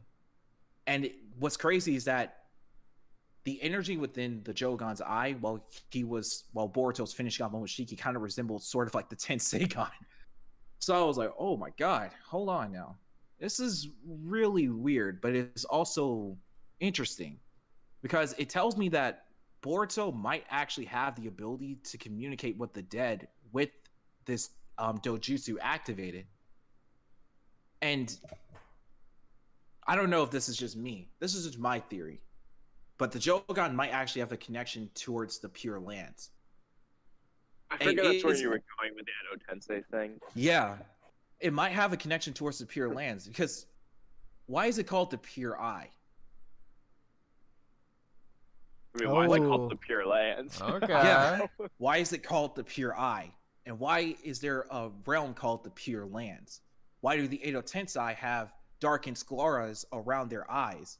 And so does the Jogan. And why does the Otsutsuki... Well, go ahead.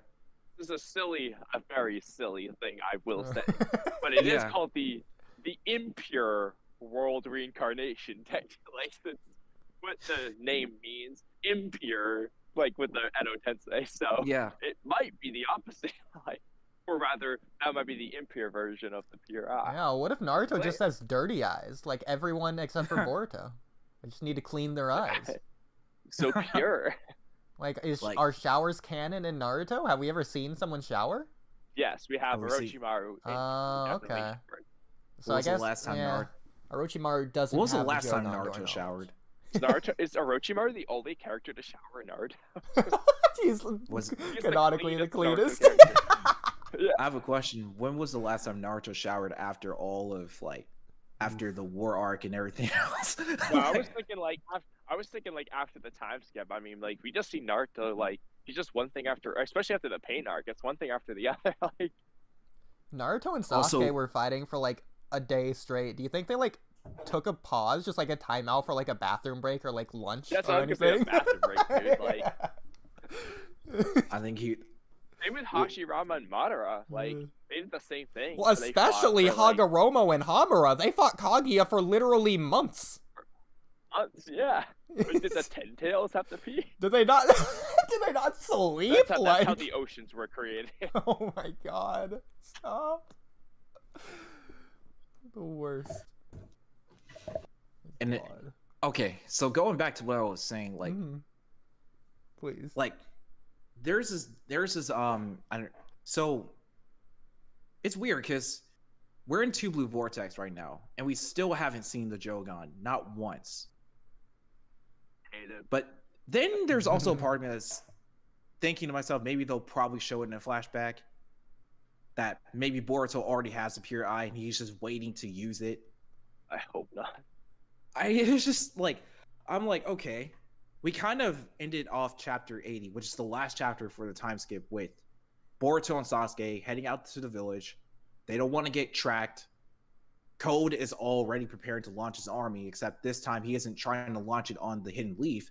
He's trying to kill Boruto. And when we come back to Blue Vortex, we see that he already has a scar. And for 2 years, he's been hunting Boruto down with his claw-grimed soldiers. And it's just Boruto comes back to the village and he tells Code, killing you will be very easy for me. And I'm like, huh. How did Boruto get around Jigen level plus within 2 years while he was training with Sasuke? And what happened to Sasuke? That's what everyone's trying to figure out. Like, I don't even star Code for that, Matt. Like, honestly though, like, depending on when it seems like Code hasn't seen Boruto for 2 years. The implication, at least. Like, it's either, I guess, he found him immediately, and then there's 2 years that are, I guess, assuming a 3-year time skip. Code either got his scar 1 year into the time skip, or 2 years in the time skip. It either took him 2 years to first find Boruto, then he gave him a scar that's 1 year ago, and then they're going cat and mouse the next year, or it's 2 years in, or he found him, and then it's been 2 years since they've seen each other. I was gonna say, if it's the second option, how the hell did Code honestly get this scar against Boruto and Sasuke like 1 year into their training? He should be way stronger than the two of them combined. Like, there's no reason that he should be taking a scar. Now, if it's 2 years into the time skip, okay, maybe more reasonable, but still, it's just like kind of like he called Boruto an amateur when it came to the Karma Seal, and the only reason why Boruto was able to get a leg up on him in chapters 64 and 65 was because of the pills that Amato had given him to suppress Momoshiki's Byakugan and his Otsuification. And so he was able to tap into some sort of Karma Seal, let's just say version 2, which some people take in to call it True Essence Karma Seal, but I like to call it Karma Seal version 2. Because it's weird, because Boruto's Karma Seal is a lot different from Kawaki's or Jigen's Karma Seal. I mean, personally, I kind of think it's really just Karma 1, but better. Like, yeah, like Karma. Like, I feel like it really just is, like, once he reaches that, that's just what Karma 1 is now. Yeah. The eye is irrelevant. It can be turned on or off independently, as we see with Kawaki. But I think just, like, once he awakened that, that's just Karma 1 is now that level.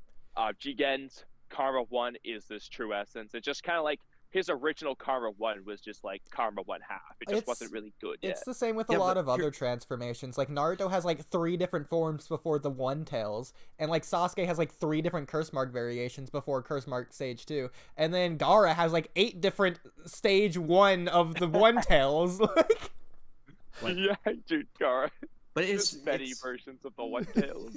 But it's weird because, like, Kawaki's Karma Seal version, I don't know if it's Karma Seal version stage 2, but he's able to grow the horns out of his head. And the same thing with Jigen. They're able to grow their horns out of their head, but their second stage is a Karma Seal. Except this time they're significantly more powerful than they were in their base Karma Seal forms. Yeah. Boruto's is a lot different. With Amato's pills, he was able to access another version of what I think the Karma Seal version 1, except he's freely able to use Momoshiki's powers and abilities, and his strength and his stats, like his overall amp is just like, he's just amped to his like maximum, so much so that he's able to pressure code to the point where he's able to send him flying and catch him off guard. The anime kind of displays this very well. Like, Boruto is extremely strong in this version of the Karma Seal, or the True Essence form of the Karma Seal, whatever you want to call it. And then when he goes into Borushiki, like with the horn out, he doesn't have full control over his consciousness. It's Momoshiki mainly controlling his body, and it's like, okay, huh? So I'm left to believe maybe each Karma Seal that an Otsutsuki places on a suitable recipient is able to do certain things. Maybe if they're able to master the Karma Seal to a certain extent. I don't know. It's weird to me when looking at Boruto's. Let's say you could maybe say Boruto had like a Karma Seal version 1.5 or something, because I was kind of like, realistically, for Kawaki and Jigen, it's pretty blatant. There's just 1, and then there's 2 with the horn. Like, that's all there is. There's no third, and there's no in between. It's just that. And if you look at like Code, base to base, he's beating up Kawaki. Karma 1 to Karma 1, he's beating up Kawaki. he doesn't have a version 2 with a horn.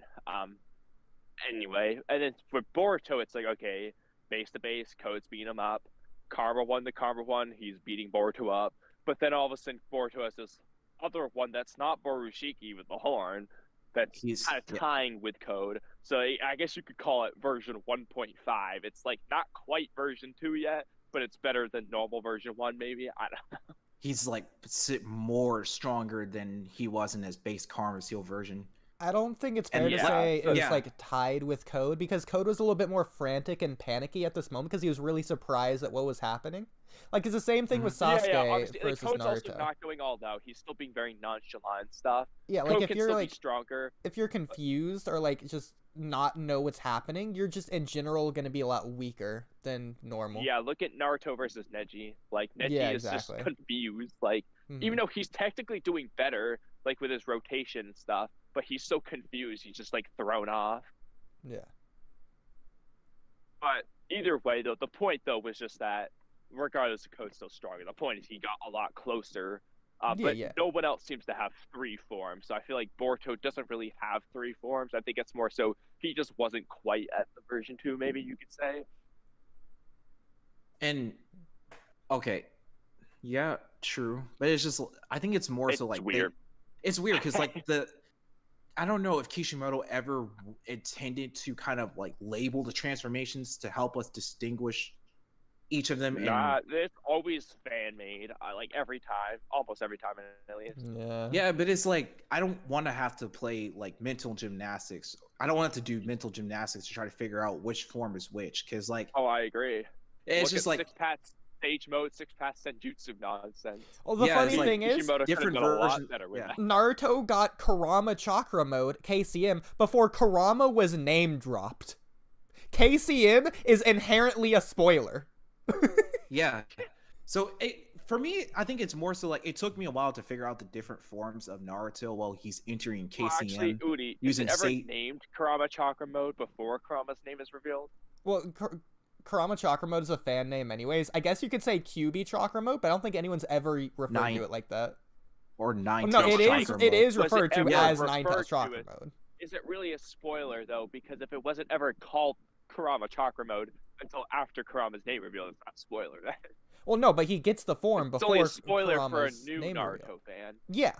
I think it's more so like Kurama Chakra mode is like yeah, it's weird because the initial transformation is called Nine-Tails Chakra mode, and then when Naruto enters in his second transformation, which is significantly more powerful than his first one, is called Kurama Chakra mode. Yeah, and this is what happens when he finally like learns about Kurama, learns more about who he is, what's his name, and it actually befriends the fox, and is able to retroactively refer to that as KCM2. Like, they don't refer to it as Kurama Chakra mode, they refer to it as KCM2, and that implies KCM1 is what he unlocks when he first beats up like Kisame.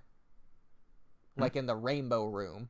When he first beats up Kurama. Well, that's when the fan terms are KCM1 or KCM is like the all orange cloak, the one he uses versus Kisame beginning of the war.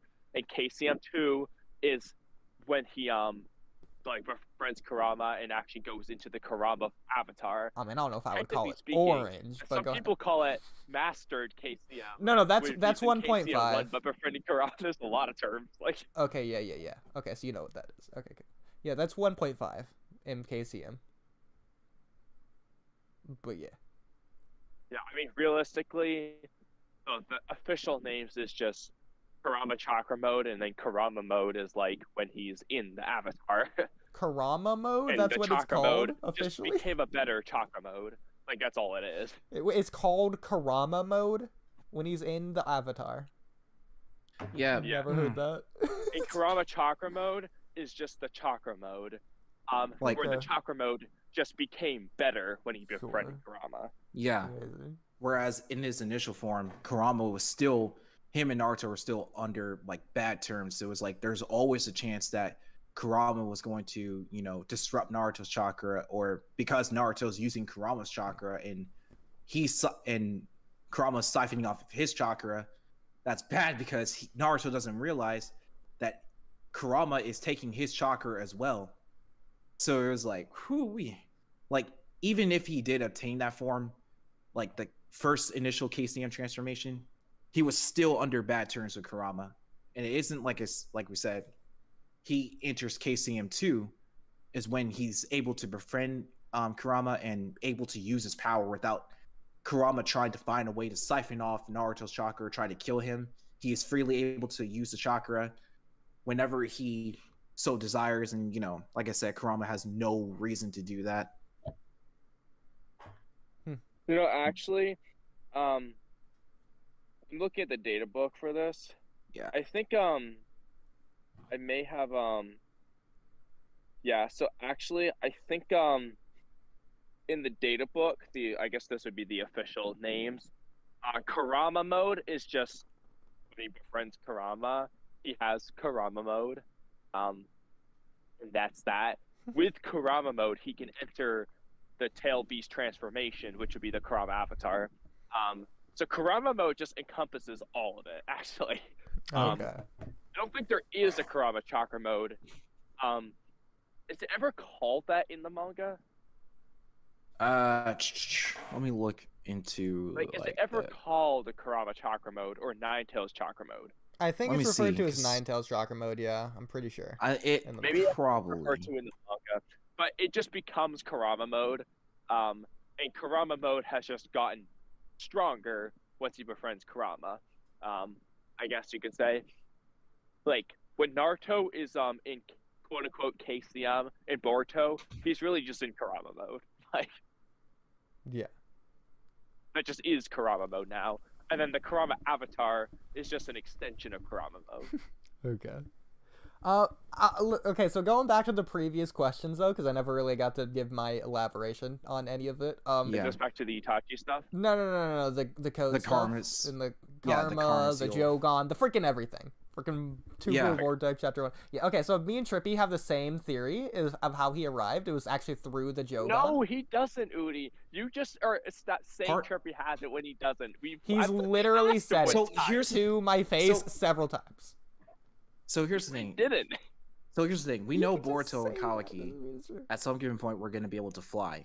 But the thing is like when we look at the chapter, it looked like he kind of body flickered or teleported right onto Code's face. Well, yeah, he teleported out of the claw mark using his Jogon. So, this is the thing, Oodie. That's not what Trippy said. That is what Trippy said. Kind of finagling. You're finagling what Trippy said. Okay, what did Trippy say? What he said. Since you know, apparently. Okay, I do know, and that is what he said. Oodie, if you don't know, then how are you confidently proclaiming that I finagled it or whatever? Because we went over it on one of the podcasts, and that's not what he said. You just took what he said and like. And then he clarified again that is what he said. No, he didn't. You know what? When Trippy comes back, we're gonna re-ask him. No, we are gonna ask him. Okay. Did he teleport to the claw mark or did he teleport out of it? There's a difference. Did he fly onto Code? What happened? Did he just jump? There's like, because like I said, if you say like, because you can frame the. I don't remember what you anymore, but I remember you showed it to me or told it to me. And like I was like, yeah, you could finagle it to make it seem like he's supporting you when it's not actually what he's saying. He's saying something that's vague. It doesn't really support either one clearly. That's what I remember. But outside of the podcast, on his own, I have heard Trippy say that is what he believes has happened. Okay, send proof. Not right now. I don't have to. Okay, I don't need you to believe it. I'm just telling our dear third guest what has happened. What has transpired in the past. Send a screenshot of Trippy saying, I think Boruto teleported out of Code's claw mark. Okay, so Immortal Phoenix. So back to what I was saying, right? Okay, so what I think happened 2 to 3 years ago. First of all, I don't think they only met up once 2 to 3 years ago. I think they could have met up several times, and they're just referring to one specific time 2 to 3 years ago, because that was clearly a big important event that we haven't seen yet. But it's like Naruto versus Sasuke. Like at the 5 Kage Samic arc, they're like, oh yeah, you remember that time when we fought in like the what is it, the Valley of the End? And then, like, that wasn't the last time they met, though. Even though it happened 2 to 3 years ago. Like, they're just referring back to it. They're just referring back to an event. Well, Code says he's been looking for Boruto for 2 years, implying he hasn't found him for 2 years. There's a 2 year stretch where he didn't. Naruto's been looking for Sasuke for 2 years. But He says he's found never him chasing several him. times. Find Sasuke. He found Sasuke and then lost him again when he Well, Listen, I'm left not saying again. it's definitive. But I'm here's the just saying thing, it's Code's- possible. all Well, it's saying is that Code, what- which is alright, I'll let you go. I'll see if you say the same Well, thing. I think my thing is like, so Code says I've been chasing him for almost 2 years now. I'm tired. Yeah. So he's gonna find a way to lure Boruto to the Hidden Leaf Village by getting Sarada to scream. Hopefully that will bring him. Which is okay. That's so stupid. I thought how loud does he think Sarada is? I don't What think if Boruto's just in freaking Rendaku? Is he supposed to hear her? I thought I'd have his former friends towards whom he still cares about, summon him. I hope you can scream real pretty so it will reach Well, him. this also implies that they didn't just meet randomly 2 years ago and they haven't met at all since. Like, they have just had zero communication, contact, whatever. Like, otherwise, Boruto just wouldn't know. Like, he has to keep a close enough eye on Code, and the Code has to keep close enough eye on Boruto for them to know. They both know. Why would Boruto even know where Code is at that moment? And then if why they would are Code not, like, know that remotely close Boruto would by? know? So it's just Again, like saying I he's don't chasing quite- after him silly. doesn't mean that they aren't meeting. It just means he's chasing. Like, they can be close. He could Yeah. even see Well, Boruto, doesn't but he just say not that be able to he's been catch him. looking for Boruto for 2 years? Well, I have a question. If Boruto's closing was already knowing what Code was going to do, and he kind of just acted before Code can, enact his plan to get Sarada to scream and, try to torture everyone he cared about, then how would Code not be able to sense Boruto? Because only Otsuzukis can sense each other when they mask off their chakra signatures. Boruto did this with Kawaki when he masked off his chakra signature, and none of the Jonins, the sensory unit, was able to detect Kawaki or register his chakra signature when he was leaving the village. What's to say that Code may not have the same ability? And it's just like, okay. Also, No, it's an I was Otsutsuki wondering. ability. So Yeah. here's what I'm wondering about actually. So, so Boruto, he's trying to fight Code 1v1 here. Like, he's telling Sarada to go away. He's not asking anyone to help. He's clearly, it's portrayed he's trying to just handle this himself. Why did he wait until Code got to the Leaf Village to do this? Why didn't he just fight him Again, there's 1 hour clearly earlier? there's clearly something here that we're just missing. We don't know. So this goes back to the Sarada screaming thing. I don't think that was supposed to be taken literally. The point is I Boruto agree. showing I up agree. because he doesn't Sarada is actually about to expect- die. He just expects Boruto to show up when he goes in the Leaf Village. Yeah, because he's attacking, destroying the leaf. Specifically Sarada. Also, the Leaf kind of just hates his guts right now. So it's like, I don't think Boruto wants to kind of get involved into more drama with the Hidden Leaf after the Omnipotence event. But this also shows that clearly there's something weird with Omnipotence with Code, because we know 2 to 3 years ago he was under Omnipotence seemingly, but now it doesn't seem like he is, because he says Boruto's doing a Rasengan, the one-trick pony, and the fact that he's attacking Sarada at all when Kawaki shouldn't care. Oh shit! Wait, hold on. No, Hold on. I'm gonna be honest. I don't think Code is not under the effects of Omnipotence. I think it's either in their first one to who knows how many fights Boruto uses the Rasengan and its variations, and at this point it's a one-trick pony. He's literally just been using it in their previous fights, or Kamui, if that's just a slip up like Kishimoto. Well, I don't think he's not under the effects of Omnipotence, because if he was, he would not be after Boruto.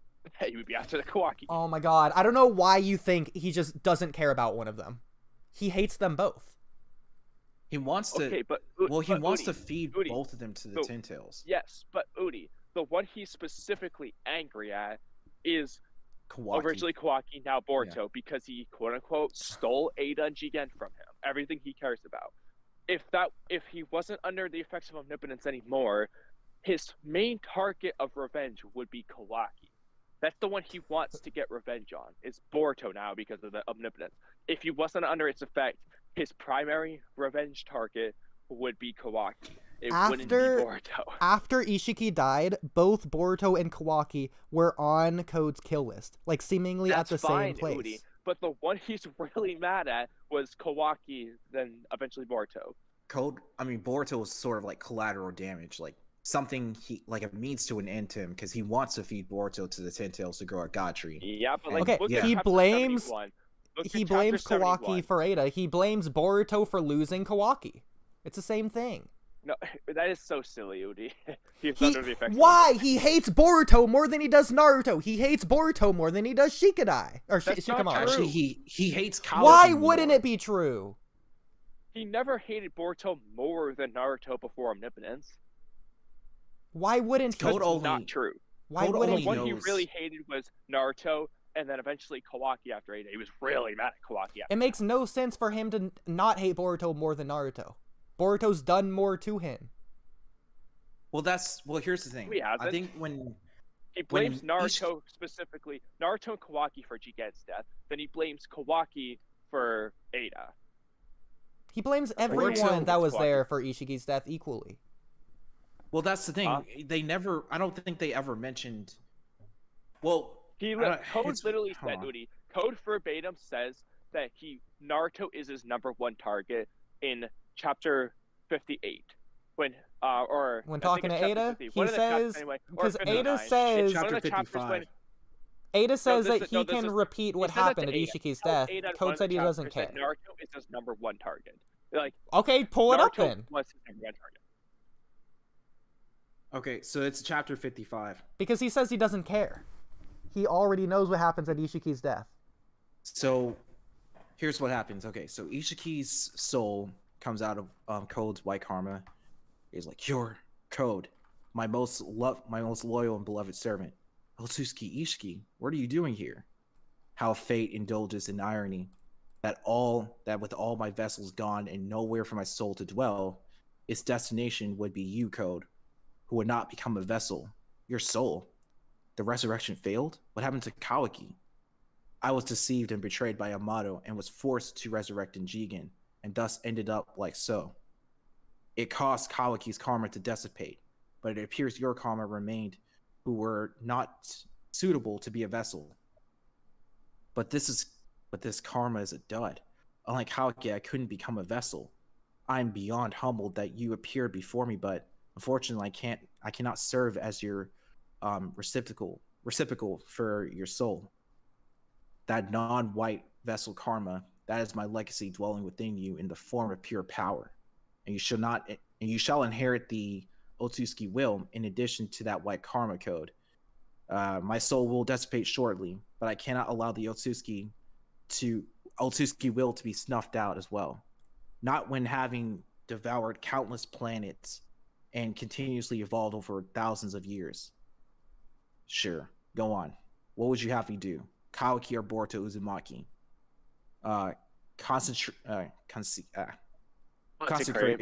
Consecrate either of them to the 10 tails and cultivate a divine tree.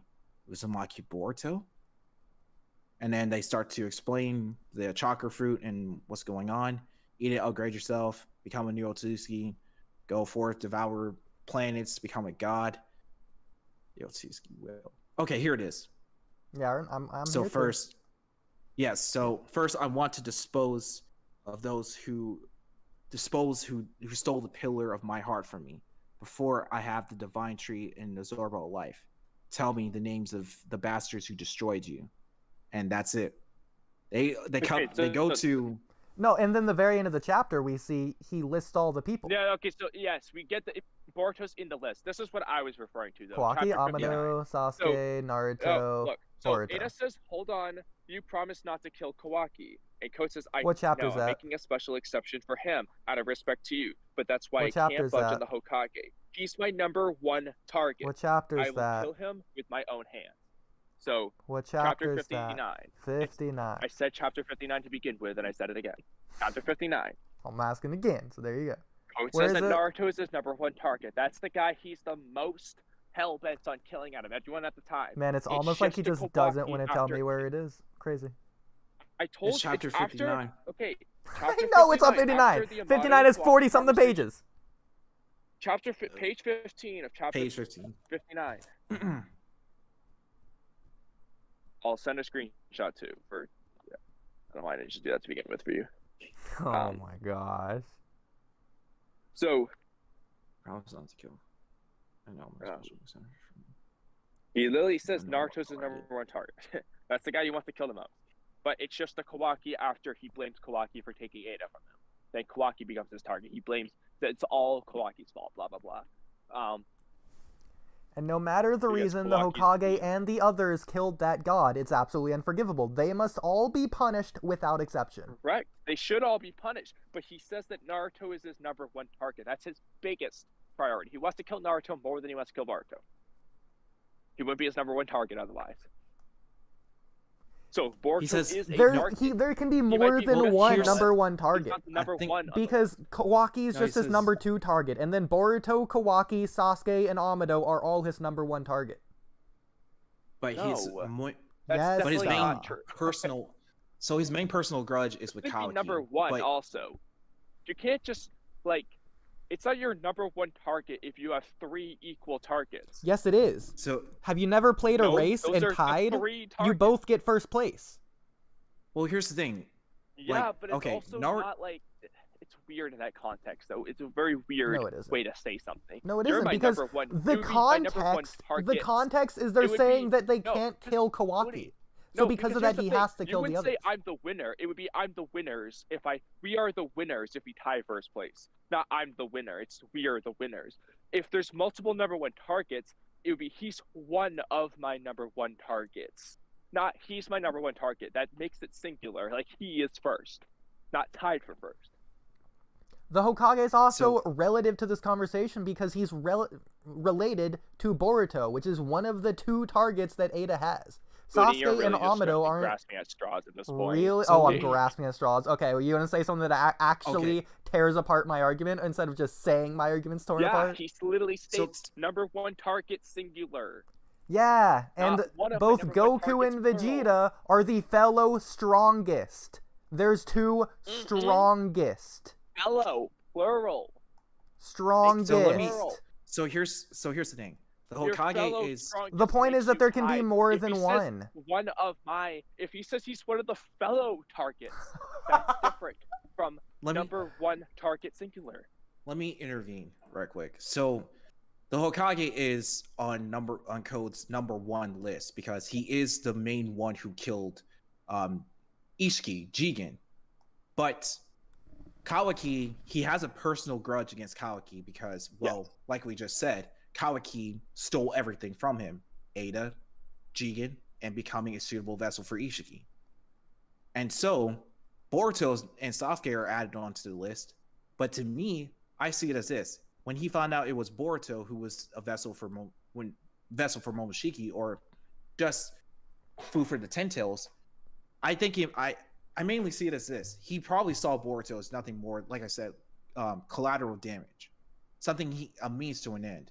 Like, he knows he can feed Boruto to the Ten Tails because, well, at this given point in time, Boruto is 80%, getting near 82% getting near Otsusification, becoming a full-fledged Otsuski.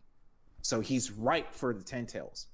But despite Naruto being high on the list, his personal grudge is still with Kawaki at the end of the day, because he wants to settle a score with Kawaki, while still wanting to settle a score with Naruto for killing Ishiki. So it's a little weird. He has his number. What Yeah, happened but, is he in wanted chapter to feed 71, one of them and he then doesn't, kill like, the rest not of want them. to kill Naruto anymore. That's not like at all the thing. It's just his focus kind of shifted to Kawaki. That's Yeah. the one he's really, really mad at. He's always hated Kawaki, of course, but in beginning of the code Not arc, because of Ishiki. it's more so geared towards Naruto because he It's has a pact not with geared Ada towards not to Naruto. kill Why would it be Kawaki. geared towards he's Naruto? Because It's it's because Naruto is ultimately the one who pretty much did the most of the work against Ishiki. And Code said he he doesn't just care blames about Naruto. that. He doesn't blame Naruto. In fact, the context is right above, which you purposefully left off. Ada says, poor Kawaki, he truly cares for the Oodie, Hokage. Oodie, yeah, everyone Seems he's on in the list distress is over a his own target. He helplessness wants at to- being unable to Oodie, protect the Oodie, Hokage this is from so you. stupid. It's too painful for me to Okay, watch Oodie. Code. Won't you consider letting the Hokage off the hook? That's the context. That's Okay, why he says Oodie, this. And when like Sasuke Immortal wants to Phoenix just said, destroy- it's not that Naruto's number one. Naruto's on his number one list. No, Oodie. So when Orochimaru wants to destroy the Leaf Village, Hiruzen still his number one target. When Sasuke wanted to destroy the Leaf Village, his number one targets, plural, were the elders. Okay? He still wants to kill everyone, but he's got a priority list. He Danzo doesn't would have be, a like, the priority list. ultimate. Look right here. The Hokage and the others killed that god. He's putting the Dude, he Hokage on the says in the next same frickin' level panel, of Hokage is priority. the Hokage Okay. is his number one target. It's singular. I'm sorry. On the They're number one all- target They're list. all in the top 10 list, but the number one is Naruto at the time. There Let is me- no let me- top 10. There's just the list. The top me 6 intervene. or whatever number of people it was. Let me intervene one more time. So here's the thing. His hatred isn't necessarily. I don't think his hatred isn't necessarily geared towards Naruto, because Naruto, truthfully, he does hate Naruto for killing Ishiki. But once again, this goes back to Kawaki, because he has a personal grudge against Kawaki. He wants to settle a score with him more than anything for stealing everything that he cares about. So it's not like, so he doesn't really hate Naruto. He's hate Naruto to the same extent he hates Kawaki, because I he hates agree. The Kawaki only more reason than him. Kawaki wasn't the number one target is because of his pact with Ada. Like, in his Mhm. heart, Kawaki is the number one target, but because Kawaki's off limits, now Naruto's the number one target. Naruto's truthfully number 2 to Kawaki. And it's Also, always in yeah. his heart the case. He's just ignoring that because of Ada. Yeah, and also he doesn't want to go back to Ada and have to deal with Damon, because we saw firsthand what happened when he got his limiters removed and got smacked hard by an 8-year-old. This particular 8-year-old has Shibai's powers and his DNA in him, so I Granted, he understand doesn't know why that, but- yeah. Well, at that given point, he didn't know, but still, like he also had to have known that Damon was pretty damn strong. He knew he So, was strong. Yeah. But Ko thought without his limiters he was stronger. Yeah, it was just like it was kind of weird, because I was still kind of mad. I'm still mad that Code did get smacked up by Damon. I was like, damn, you got all your powers. You finally got all your powers back, but then you end up getting smacked in the next chapter. I personally don't have a huge issue with it because No, like there's certain aspects I do, but Code is always like Damon's always been like hinted at to be stronger than Code, even after Mhm. Limited Zeta implies in chapter 68. Hinted And like at. Code, one thing after another is just always bringing about a threat greater than himself every step of the way. First thing he does, awaken Ada, stronger than Code. Awakens Damon, also stronger than Code. Brings about Momoshiki, stronger than Code. Is a catalyst for Kawaki Awakened Karma becoming stronger than Code. It's just like every step of the way, the dude just brings about a threat greater than Ten Tails, implied to be a threat greater than Code. Like that's just kind of like what he does. So it's just normal to me in that sense. so yeah, and going back to what we were saying, the hit list. So yes, he has a personal grudge against Kawaki. Already established that. Naruto is on his priority list, his number 1, but he's willing to ignore Naruto to go after Kawaki, but still he won't harm Kawaki because of his pact with Ada. So it's like, okay. So you it's couldn't like, even argue. yeah. I don't think this is necessarily the case, but you Yeah. could even if you really want Oodie for an explanation of why Naruto, you could even argue that the reason why he wants to kill Naruto so bad is really just to get at Kawaki indirectly, because Naruto is Kawaki's number 1 person he cares about, and so he really wants to get at Kawaki by killing Naruto. You could say that. It's definitely not the only thing if it's Sort- even involved at all.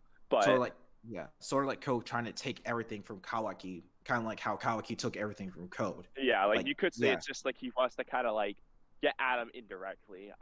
It's obviously Yeah. not the only thing on his mind. Okay, but you could argue it's part of it. understand, Code doesn't know how Ishiki even died, right? Like, he wasn't there. He didn't see what happened. He just heard mean, the we don't names of know if the everyone that off-screen led told to him his more. death. No, Code He could've asked for And his also- names. more. Code But you only also asked gotta for their remember- names. You also got to remember, Code is also an assassin and Jigen's right-hand man. So, the hit list. Whenever I hear the word hit list, we already know Code is an assassin. He's a damn good one at that. But it's just, I would also say, Oodie, that even if you disagree with the logic behind it, you can argue, well, it's stupid that Naruto is Code's number 1 target. Okay, that's fine.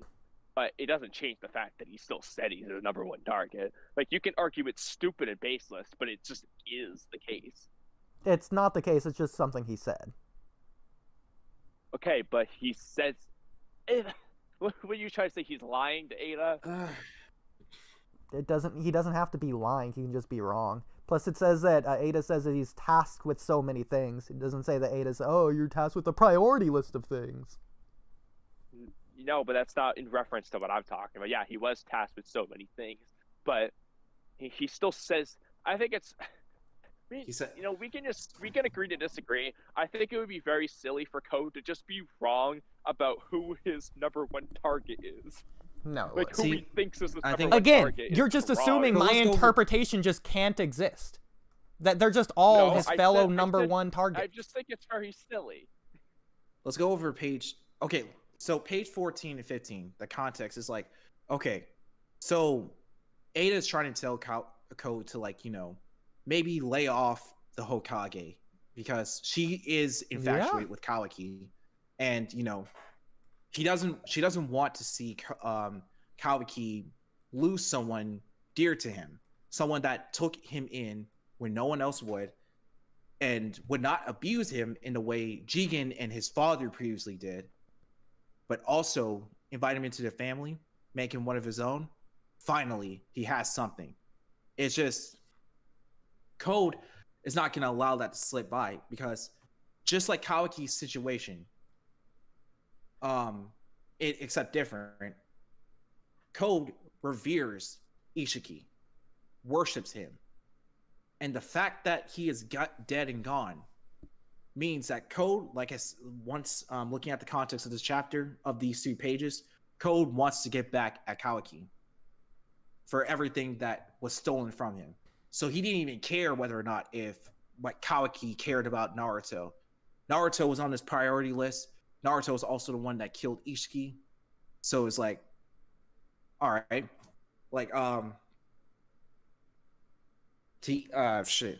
I don't know how to say it, but it's like, all right, no one's escaping the smoke. Like, yeah, no matter, one's escaping. Yeah, he doesn't even have a certain order of which he wants to kill them. He just wants to kill them all in any order, whatever order he finds them in. Like, do you find it weird that he sees Kawaki and then doesn't go after Naruto? He just goes after Kawaki? Because once again, his hate go after Kawaki. Like, his intention is just to bring him back. That was the reason. Okay, so Kawaki's number one on his list. Well, no, that wasn't on his kill list. That was his number. He was just bringing back. It's his number one target for Ada. Okay, Kawaki is his number one target. Okay, so in the sense of the hit list aspect, it was just his number one target. Like, Kawaki left the village, prime opportunity to just take Kawaki to Ada as part of their alliance. That's not his number one target of death. He's literally allowing Kawaki to be an exception. Okay, so he's putting Kawaki over his kill list. He prioritizes Kawaki as a target more than his targets of death. Yeah, at that moment, because it was an opportunity. Yeah. So, the number one target thing doesn't necessarily mean it has to be his order of killing. It's just the one he wanted to kill the most. But again, he's taking any opportunity, because Ada says in the earlier scene that right now they're completely guarded and you can't attack any of them. Yeah. Yeah. He prioritizes his own life, of course. So he's not going after any of them specifically. He's just going after whichever one he can get his hands on first. Yeah, correct, whoever comes but Naruto into... is the one he wants to kill the most. He can't really, and that's the thing, he can't really kill Naruto because at this given point, he's getting near the hidden leaf. And so if his chakra registers, they'll know he's an unidentified a target. But Code hasn't read Boruto either. Code's been tasked with protecting the Tin Tails for the past, 10 chapters in the case of this context. So what does Code even know? Well, yeah, he doesn't really know a whole lot. Whatever Ada and Ishiki told him. Yeah. And he can only get information if Ada can, look into it, like project her consciousness towards her consciousness, or just review conversations, sort of. Okay, so Ishiki told him Naruto's name, and then we see everything Ada tells him. So Code doesn't have any idea of the relation between Naruto and Kawaki. Yeah. Well, all Code knows is that Naruto is among one of the many people that killed him. Like, he doesn't even realize that Amado wasn't even there. Amado's name was just used. hold on. He could get indirect things. What's weird to me is that Kashin Koji isn't on this list because Ishiki thinks he's alive. That's actually where a theory comes in. Yeah, it's weird. Well, but it's again, weird, Ishiki does think he's alive because Ishiki says that Kashin Koji leaves to go kill Amado. That's part of the theory that it's Amado who made the message because he thinks Koji's dead. That's one of the factors besides the fact that he's muttering underneath his hand in that chapter. Yeah, fair enough. Okay. Oh, I like that. I like that a lot. Yeah. But it is weird how Kashin Koji is. I can show you him muttering. This is I know exactly what you're talking about. That's really funny though. Just imagine Code sitting there, but he's listening to Amado's message, but like Ishiki is just whispering to him, like, okay, so Code, the ones that killed me, they're Naruto, Sasuke, it's Boruto, and like it's stupid. Yeah, it's just. But then why would Amado list himself on that list then? Because he's trying to make it believable. It's already believable. He doesn't not believe it. Question what happened to Amado. If Amado's not on the Amado doesn't know about the betrayal. I mean, sorry. Code doesn't know about the betrayal. He doesn't know the full He doesn't know what really happened. Oh no, he doesn't know the full context of anything. All he knows is that there was a traitor. That's the last thing he heard because he's been guarding the Tin Tails for like 10 chapters at this point. I mean, that's true and all. Amado may have just figured that Code would find out that he was and just try to make it believable. But you could argue that it's just a risk Amado took as part of his act.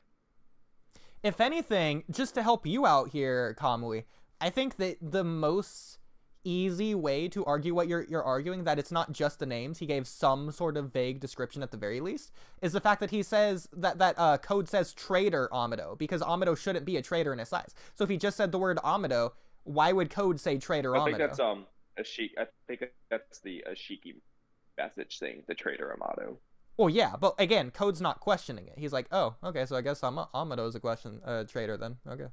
Well, I guess he did know there's already a traitor, so okay, so I guess the traitor was Amado, because he already knew. Yeah, he just went with it, who knows. Yeah. He didn't really seem surprised at the very Yeah, okay. In that case, what should be really interesting, if Kashin Koji comes around, Code should just assume he's still in alliance with him. Which also would add him onto the hit list. But yeah, actually, what would he think? He just shouldn't know. Yeah. Well, no, I don't think. If he knew that he was dying, he should know of the context of why he's dying, which was trying to kill Jigen. So the fact that he doesn't know implies if he runs across him, he should just think, oh, nothing happened. Like he's just on his side.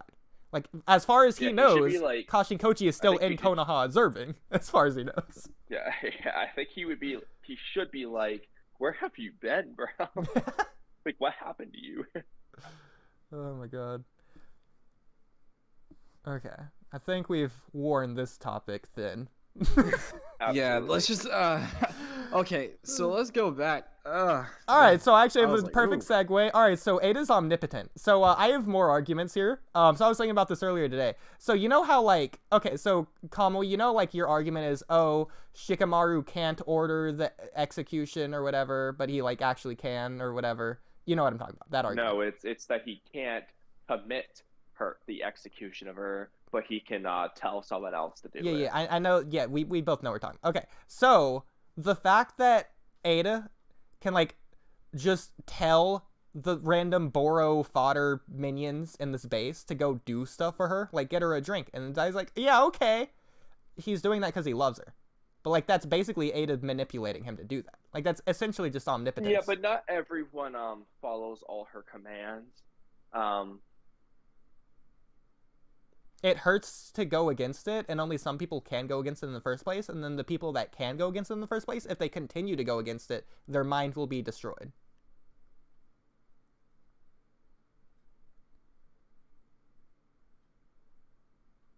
So, like, if that guy didn't go get him a drink, he'd be, like, dead. Or, like, brain dead. Yeah?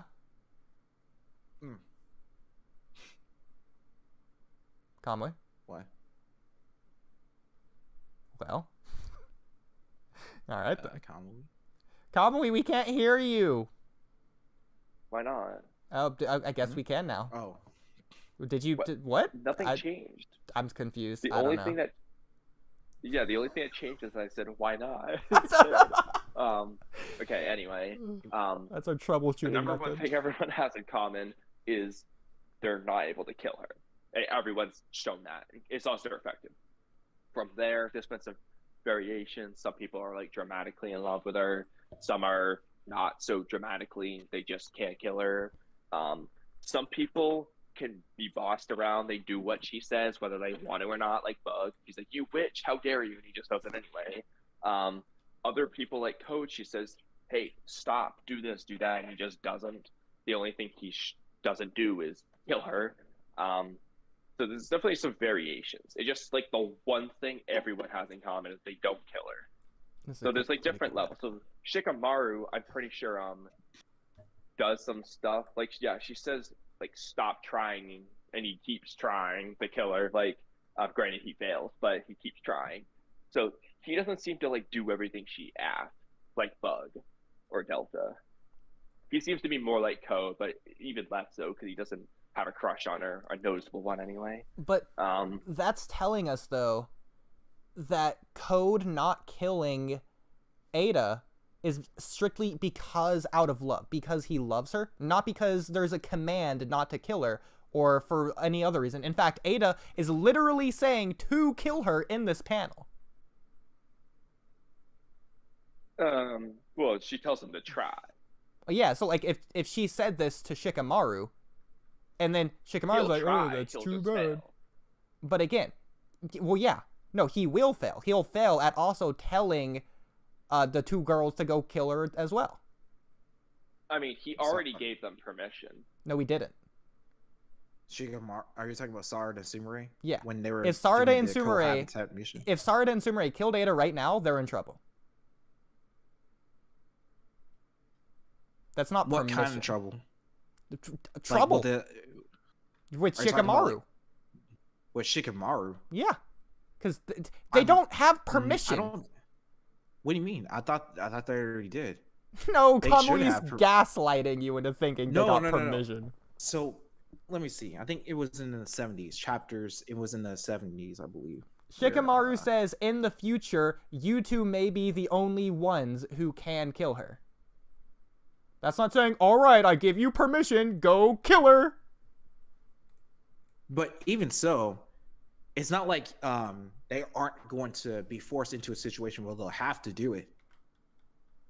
Because depending on how they are, let's just say, for instance, they figure out, well, I think Ada already knows they're immune to her omnipotence Shinjutsu effects. I agree.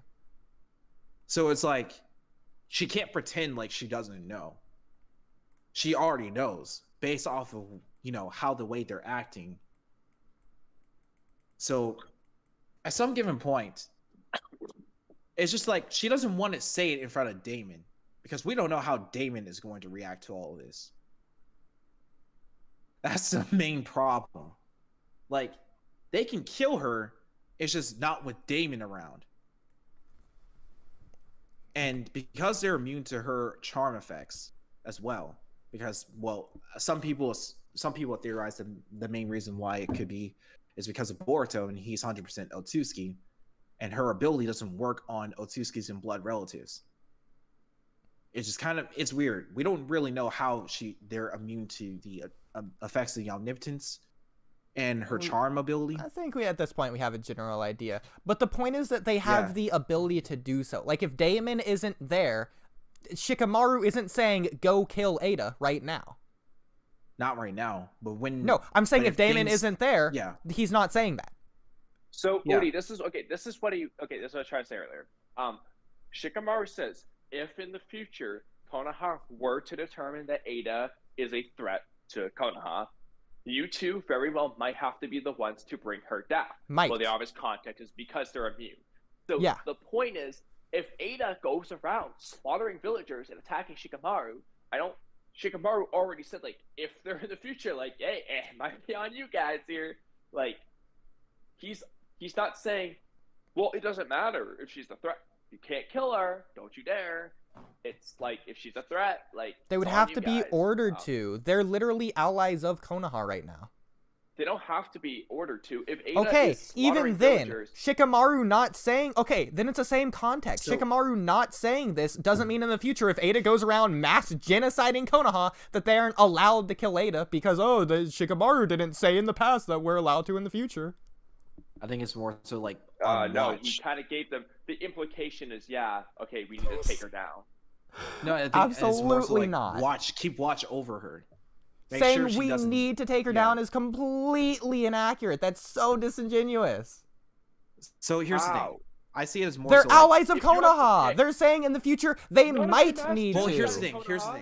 Here's how I see it. Is if they become not allies. Yeah, I agree. If they become not allies, then might be. So if they become not allies, they have permission to do it. No, if they become not allies, they might be able to.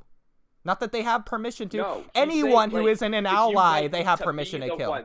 Yeah, they might be able to. They also might if not be. If Pain invaded the village right now, they're not waiting for an order. They're going to go kill Pain. They're allowed to kill anyone who's not... They're allowed to kill anyone who's a threat to the village. Okay. And if Shikamaru's okay with that, then there you go. But then there's no difference between Ada and anyone else. So that line is irrelevant in this case, under that context. If you're going to make that argument, then Shikamaru would just be able to kill Ada if she was a threat to the village. How? Putting aside the issue. Which is not true. We've literally seen that. Why is that at all the case? Why is that what I'm saying? Couldn't do it. That's not what I'm saying. Why is that what I'm saying? Because your point is, like, it would be no different, but it is different. The difference is that you can't kill Ada personally, but you can let someone else do it. My point is that the fact that it's no different means that, okay, then why does this line exist? It's to show there is a difference. He literally so that context doesn't exist. In Boruto to fight Ada because they were immune to Ada in chapter 69. He was on board with that. And he was affected by her. So so in chapter 76... He's arguing with Amato because Amato doesn't want Kawaki to be summoned because he's worried about, like, Code, hurting him. But, like, Shikamaru's like, what do you mean, bro? Let's use these guys to take her down. And Code was totally willing to kill Ada until he tried and then realized he couldn't because he loves her. Yeah, again, it's only you. You can allow someone else to do it. That's the point I'm getting at. Shikamaru can never kill Ada himself, but he can just let someone else do it. Okay, let me put it this way. If Shikamaru had a button in front of him that's just a kill Ada button, like Amado just made a switch, like just a red button, and like, here you go, Shikamaru, if Ada ever does something crazy. Shikamaru can't press it, but he can let someone else do it. He can let someone I think it's more so not letting someone else do it. It's like, he isn't immune to her charm ability. So it's like, he has to get someone else to do it for him. More so it's like, okay, so he says this. Putting aside issue of what about Damon, if in the future Konoha were to determine that Ada is an enemy and wants to bring her down, may very well be you two. Now, yes, Boruto and Kalki are also options to take down Ada. But Damon is always watching them. That's the point. That's the problem. Saren and Sumire are the ones. Yeah, that's also the problem. Damon is a problem for them. So it's like, how are they going to kill Ada? Okay, why are they thinking about killing Ada? Ada's an ally. Now here's the thing. They're thinking, no, Oodie, it's so obvious why. Because Shikamaru doesn't trust Ada. Yeah. That's why. Also, Amato is an ally on paper, but he doesn't trust Amato either. So it's more so like, okay, keep your guard up. they may be allies right now, but what's to say they aren't going to betray the... Okay, so village in the future, if they go rogue, just like anybody else, they can take her down. They don't need permission for that. He's not giving permission. Nobody's saying that they needed permission. Starlight Samurai can physically make the call to get rid of Ada if she's a threat. The point is, Shikamaru is able to give permission. No, he's not. The point. He's more so like kind of... You wouldn't have been able to say that, Oodie. If the thought of Ada's death wasn't like allowed on his mind, he wouldn't be able to do that.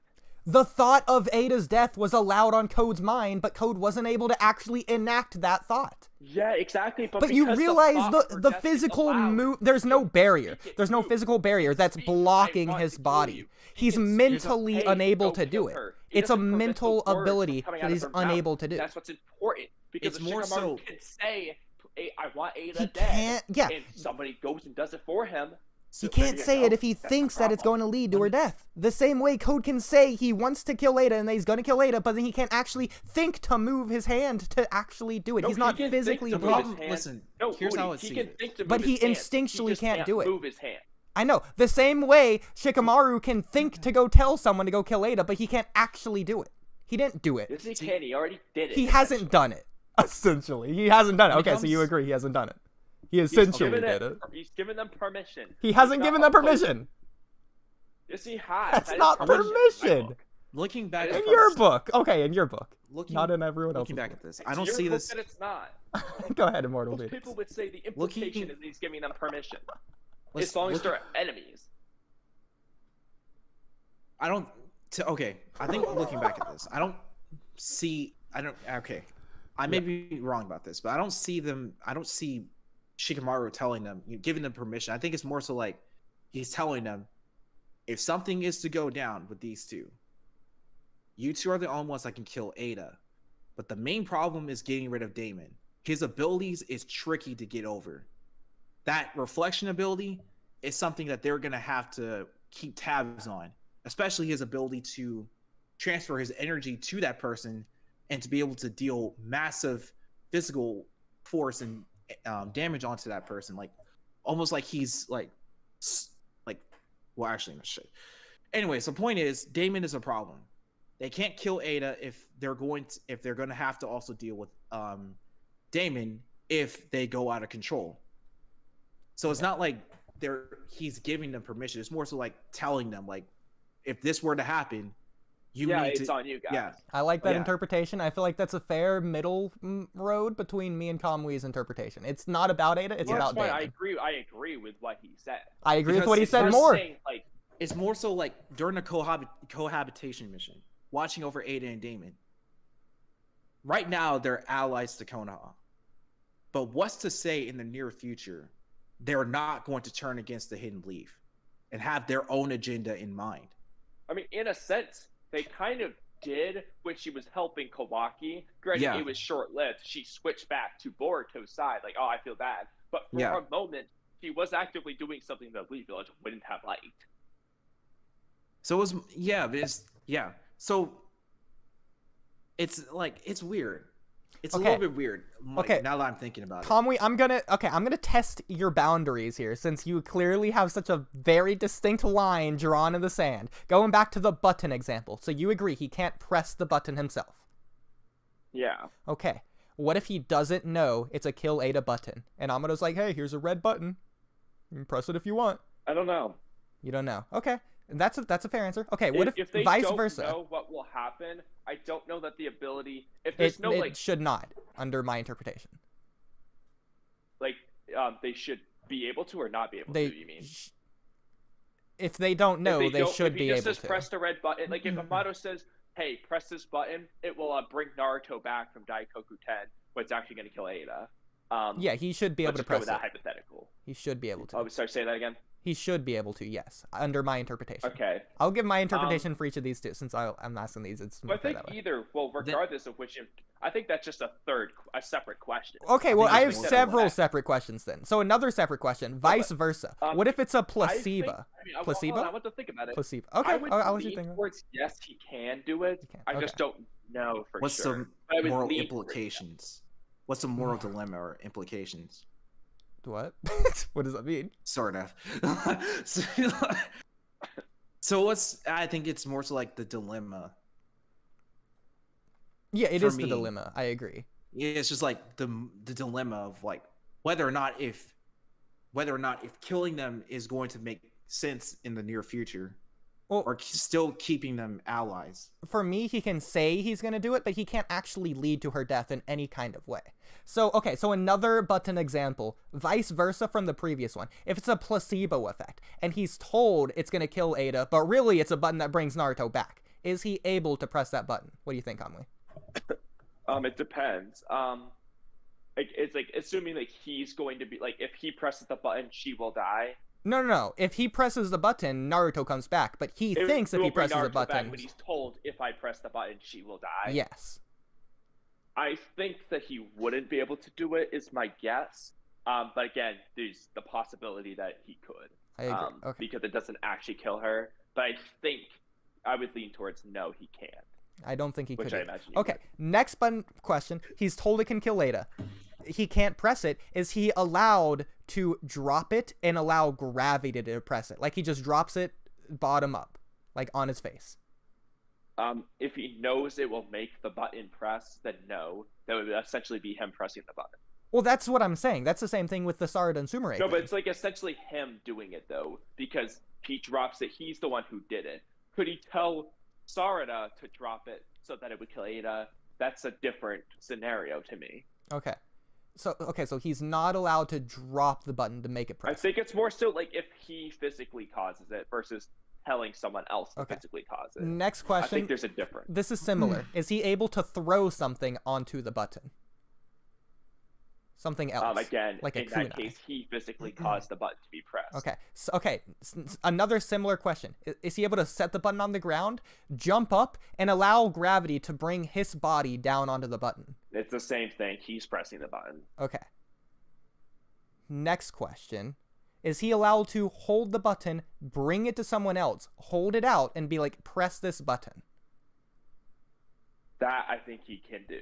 You think he can do that? Okay. I don't think he could do that. I think if someone else is the one who presses the button, that's like where the fine line comes. I think it's a matter of like, no, if you said if Shikamaru pushed the button into someone else, no, I don't think he can do that. But I think that the moral of the story is someone else would need to do the actual finishing blow. Shikamaru might be able to shadow possession Ada so that Kawaki can kill her, but Shikamaru definitely can't be the one who stabs Ada to death. Okay, I think one more question of whether he can assist. Actually, two more. Can he assist? To assist. That's without interesting. being the one to do the blow. Okay, two more questions. Can he say, lay your hand on this button and I'm gonna press down on your hand, and then your hand presses down on the button? No, I don't think so. Okay. No. Okay. Vice versa. If he's able to rest his hand on top of the button and say, "You press this button," I think his physical body would resist pushing down. Interesting. Okay. I think that's all my button questions. Again, it's a very gray area. Yes. But I really think the line in the sand is like, I think Shikamaru cannot physically be like delivering the final blow. Like, I think it needs to be a bit indirect. This is the closest I think he could get is he puts her in shadow possession so that, Kawaki can slice her head off. That's the absolute best case scenario for Shikamaru. He might not be able to even do that because it's too close, but that's his best case. Because he definitely can't put her in shadow possession. You know that. Yeah, but it hurt him to do that. It's just a matter of like, the question is, can he assist in her death by commanding, just watching, or actually actively fighting in a sense? Or is it like, would he be overtaken and like start attacking Kawaki to prevent her death or something? Yeah. That I don't know. Okay, so here's my interpretation for how omnipotence works, and this includes for the love charm because we both, I think, agree that the love charm is omnipotence. Yeah. Okay, so my interpretation for how it works, Ada can want whatever she wants, but like omnipotence targets her desire, her like instinct. So Ada truly wants to be loved, but she does not want omnipotence, or I guess the love charm to exist. Like she hates the love charm, but she in a way needs the love charm. So the love charm stays on, even though she hates it. Yeah, I think it didn't deactivate because like her she outwardly thinks all this sucks, but deep down she actually likes it more than she hates it. Okay. Like it's like the dilemma she's facing. Like, does she want like real, authentic, friendships and love versus sort of like more, I wouldn't say artificial love created by the love charm that she already has, but it's like it's not real, genuine love. And I think like a comparison you could make is Kawaki says he doesn't want or need karma, but deep down he really did want and need karma. Yes, he needed the power. Yeah, he didn't want the karma, but he needed it to protect his family. He did want karma though. He hated it because of the suffering it caused him in the past for the Shiki and blah blah blah. But deep down, he actually wanted karma back. He missed its powers, and he didn't want it because I love that tattoo shape on my hand. It's the power is what it is, but the power came from karma, so he does need it and want it. Similar to her love charm, I think it's less to a degree, but it's still similar. So the omnipotence that we actually got, like a Boruto and Kawaki switching places, the role reversal. Yeah, so she doesn't like that. She feels bad for Boruto, but she deep down did want that. Like that is something she wanted. Like she heard Kawaki's desires and like wanted that to happen. But even now, she's still. What is Kawaki describing? How he's an outsider, but Boruto is not, and how this has made it very difficult for him to protect Naruto because of Amoji, blah blah blah. So what's Ada thinking? Oh, well, why don't I just swap their positions? Now Boruto's the outsider, and Kawaki's the son of the Hokage. Nobody be mad. That's kind of like a sensible conclusion. But I think because throughout the chapter, sorry. You're fine. So I think because it's constantly updating, like it's still updating based on her desire. So she still wants it. The same way she still wants the love charm, she still wants Boruto and Kawaki to be switched. Even now. Yeah, because she prioritizes Kawaki over Boruto. Yeah, and seemingly if she desired that if that desire just went away, just completely ceased, I think omnipotence would cease as well. I think. Or at least it might just change. Like if her new desire was for both of them to be outsiders, then they would both become outsiders or something. Yeah, so the omnipotence wouldn't go away; it would just update based on her desire. Yeah. But it's so what's interesting though is it does seem to have like an initial activation thing, like as we saw with the crescent moon thing. It doesn't just like everything constantly changing in reference to whatever she desires at that given time. Like she had no desire in reference to Boruto and Kawaki until then. Like she just didn't have some specific thing. Okay. There seems to be like a constant update, but there also seems to be like an activation aspect. It's kind of weird. Like once it activates. Yeah. So I bring this up. No one. So that you understand my stance on Shikamaru. Even if you disagree, I think at least you understand. It's the same for Shikamaru. I think that he wants to potentially kill Ada, but he doesn't desire it. He can't desire it. Do you at least understand that? Regardless if you agree or disagree. I see what you're saying. I get what you're trying to say. Yeah. Because instincts won't desire it. And I agree. His instincts... Like that's how the ability works. It affects your instincts. So his instinct is to not kill Ada. So he can he wants say to, his instinct is not to. It's the same. Yeah, it's the same as your instinct is to eat food and stuff. Like your instinct will override certain things. Whether you want to. You might say, "Oh, I don't want to eat," but your instinct's like, "Yo, bro, you're hungry. Go eat."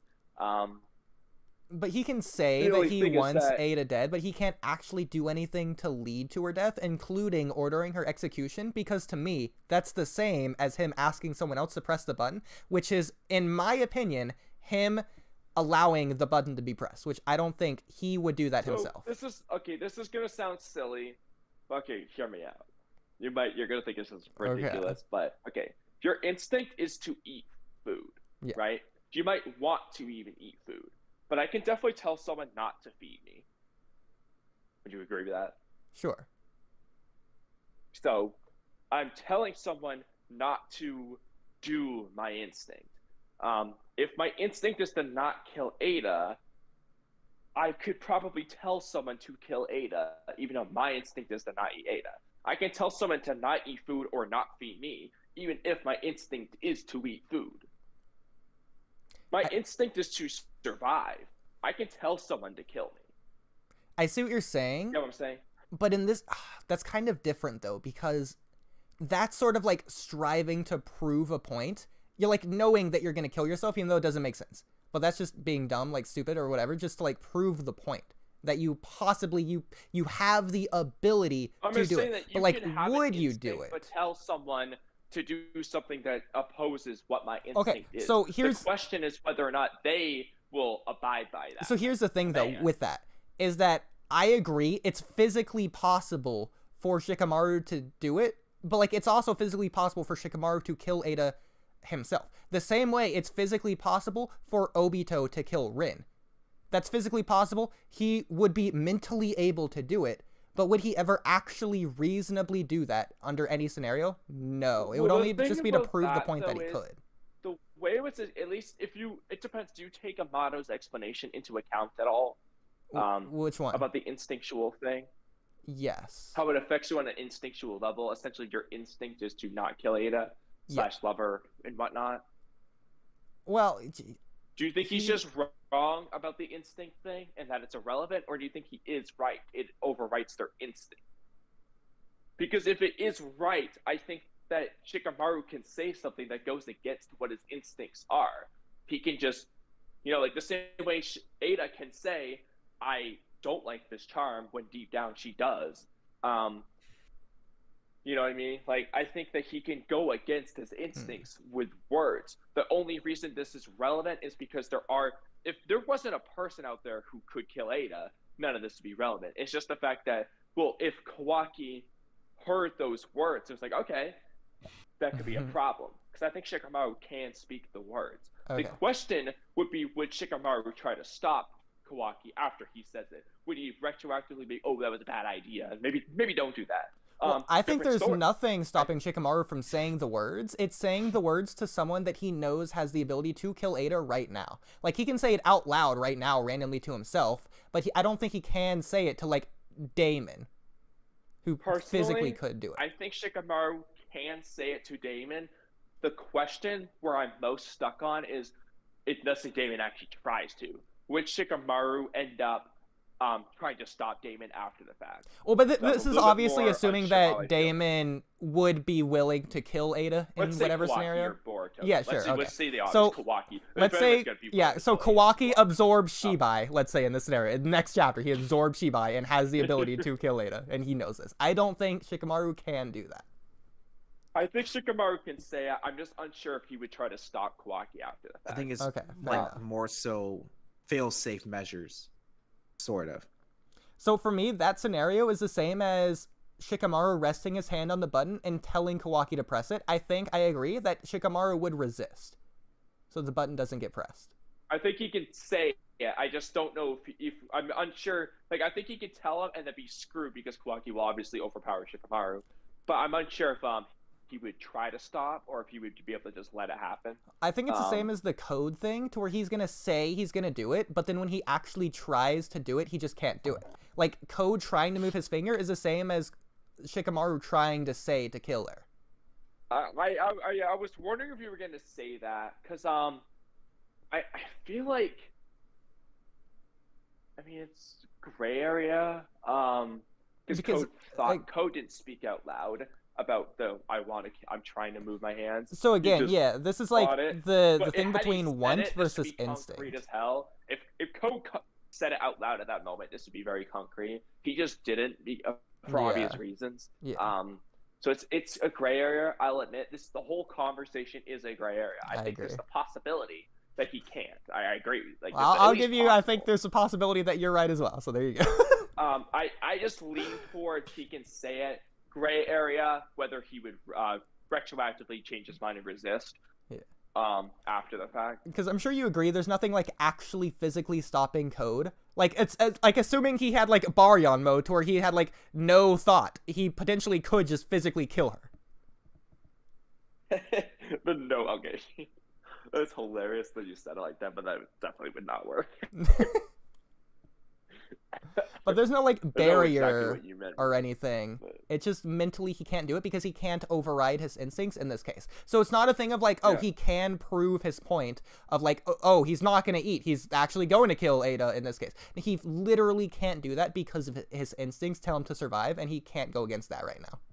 Yeah, exactly. That's why he can't kill her, but his instincts don't stop him from saying things that he wants consciously. Like his subconscious might not want Ada to be dead, but his conscious might want her to be dead. Well, but for me, it's the same thing, because if Code knows moving his finger will kill Ada, he's not moving his finger because he knows that. So Shikamaru ordering her... I know what you're saying, but like going back to the desire thing that you used as your example, Shikamaru wants it, but it's not his desire. Well, Ada wants the love charm to go away, but her desire is for it to stay.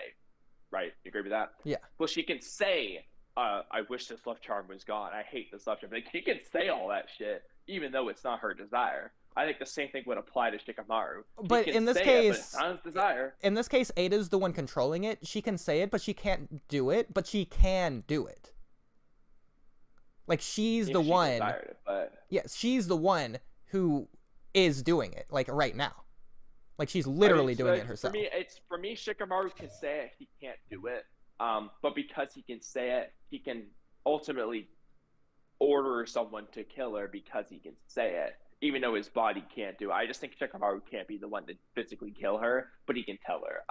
What's the difference? He might resist it after. What's the difference between his physical body being stopped and like his thought being stopped in this case? Why is there the distinction? Shikamaru before. Shikamaru thought about killing Ada in chapter 69, as did Code. His body stopped. So the main thing I would say is, like, if Shikamaru's words directly killed Ada, like he says die, kind of like a character in Jujutsu Kaisen, he can say something. I know exactly what you're talking about. Yeah, I was gonna say, like, if that like worked, Benito flakes. I don't think he'd be able to say die to Ada. But it's indirect enough that he can tell Kawaki to do it. It's kind of how I feel at the moment. Of course, that can change with new information, but yeah, I don't think so, because I think ordering her execution is the same as his body doing it. So I think his body in this case would just be stopped, against his own will. Here's one thing I will say: a complete point against me. Code questioned how Jigen was able to order Ada's execution, and her answer is because he's immune. Which I'm surprised you haven't brought up at all. That's a good point, against me. The implication there is that you need to be immune to order her execution. It just seems that with Shikamaru, it feels as though they're not doing that. So that's why I say I think there are points. I think there's a clear point against me right there. Yeah. I just get the impression that he can say it regardless. He might not even actually.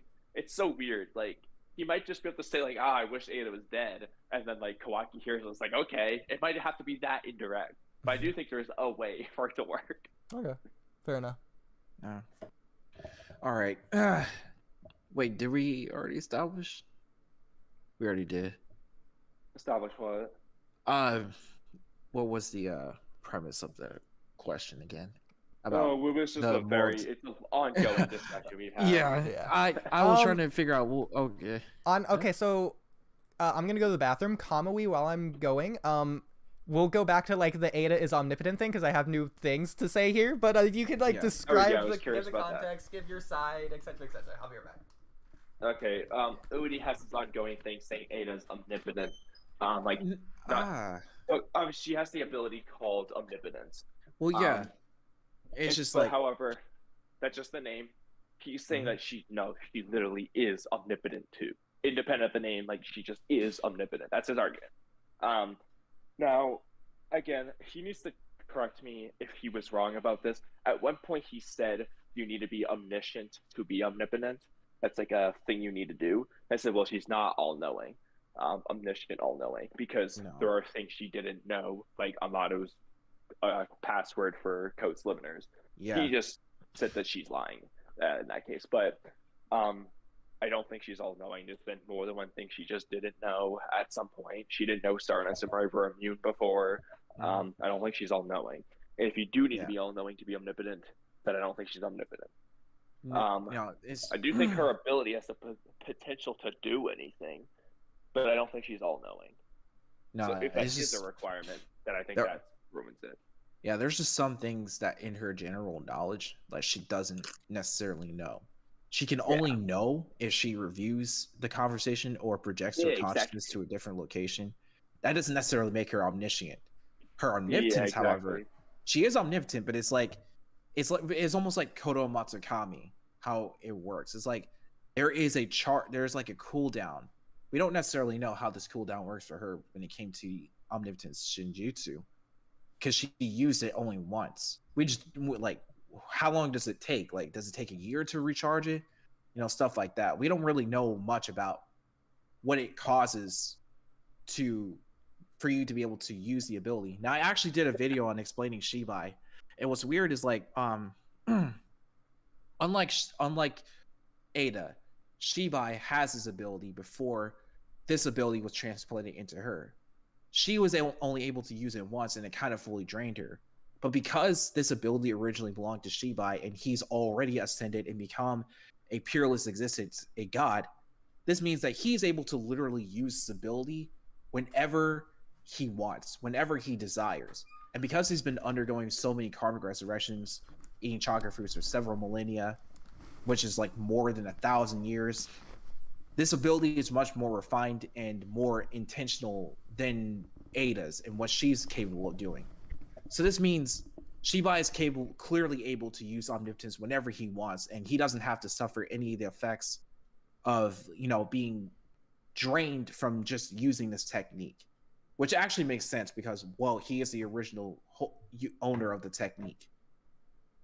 So it's just, we don't really know what could this mean for human cyborgs like her. Does it mean that the technique has to, wait, what is the recharge limit? Like, what else do we know about omnipotence? Sort of like that. There shouldn't be a recharge limit. It's weird because like she looked sort of drained after she used the technique. Well, it could require chakra, which is fine, but that doesn't mean there's a recharge limit. But this is a Shinjutsu. So? I mean, it's different because if she's using Shinjutsu, she doesn't need to worry about chakra control or hand signs to use the jutsu. That's not true. It still requires chakra, though. Well, yeah, but it's weird to me. So it's like, we know Kawaki was running out of chakra when he was fighting Boruto and trying to escape. Like, the reason he couldn't escape is because he was too low on chakra. Specifically with what was draining his chakra. Which is Shinjutsu. Yeah. So I first, don't know. The rules could be. I will say, Oodie, though, in regards to the omniscient thing, I'm not going to tell you it, but I'm surprised you haven't made a certain point that would be difficult to argue against. Well, maybe I'm going to make it now. Huh? Maybe I'm going to make it I'm now. not going to tell you it. Okay, well. I'm not going to tell you it. Did you tell Stream? Because I want you to figure it out on your own. But if you do ever come to it, I will say that's the thing I was thinking of, and hopefully you'll understand what I meant. Did you tell Stream while I was in the bathroom? No, it's something I thought of while you were in the bathroom. Oh, it's just said. Okay, you should at least write it down and just not send it anywhere, just so that you can have it, just so you don't forget. Because you probably will forget. Okay. So, the first question I have for both of you: do you think Ada is Otsutsuki? Because we know she has Shibai genetics. Do you think that makes her Otsutsuki? No, she has a part of her that's Otsutsuki. Yes, I don't think she is Otsutsuki. Like you would say, oh, you're Otsutsuki. You would say, well, you have Otsutsuki powers and some Otsutsuki. It's the same as nobody says Madara is Hashirama when he had Hashirama cells. It's the same thing with Indra and Ashura. They're basically descendants of Kaguya, and they are the sons of Hagoromo Hamura. They just have weakened Otsutsuki genetics, like diluted Otsutsuki genetics, and they're still able to perform overpowered jutsus with little to no difficulty. Yeah. similar to their predecessors. Okay. But I think that's a little bit different. So here's all right. Let me cook. Let me cook real quick. All right. So we know omnipotence is a shinjutsu or shinjutsu of shinjutsu, and from what we understand, omnipotence is a technique only to be able to be willed by an almighty god. So not necessarily even Otsutsuki in general. Okay. So shinjutsu are described to be Otsutsuki techniques, similar to Kekkei Genkai, but like the point is shinjutsu is distinct from Kekkei Genkai. Shinjutsu aren't Otsutsuki Kekkei Genkai. Anyone theoretically can. Wait, what? Yeah, there's just like Otsutsuki powers. Yeah. Anyone theoretically can use a shinjutsu. So theoretically, this also. So does this apply to, Hagoromo, Hamura, Indra, and Ashura? Theoretically. Oh yeah, you could theoretically say that Hagoromo does have a shinjutsu, like the creation of all things. Yeah, the Yang release might be shinjutsu. That's crazy, because I'm actually doing a video on this. Like, what if creation of all things jutsu was a shinjutsu?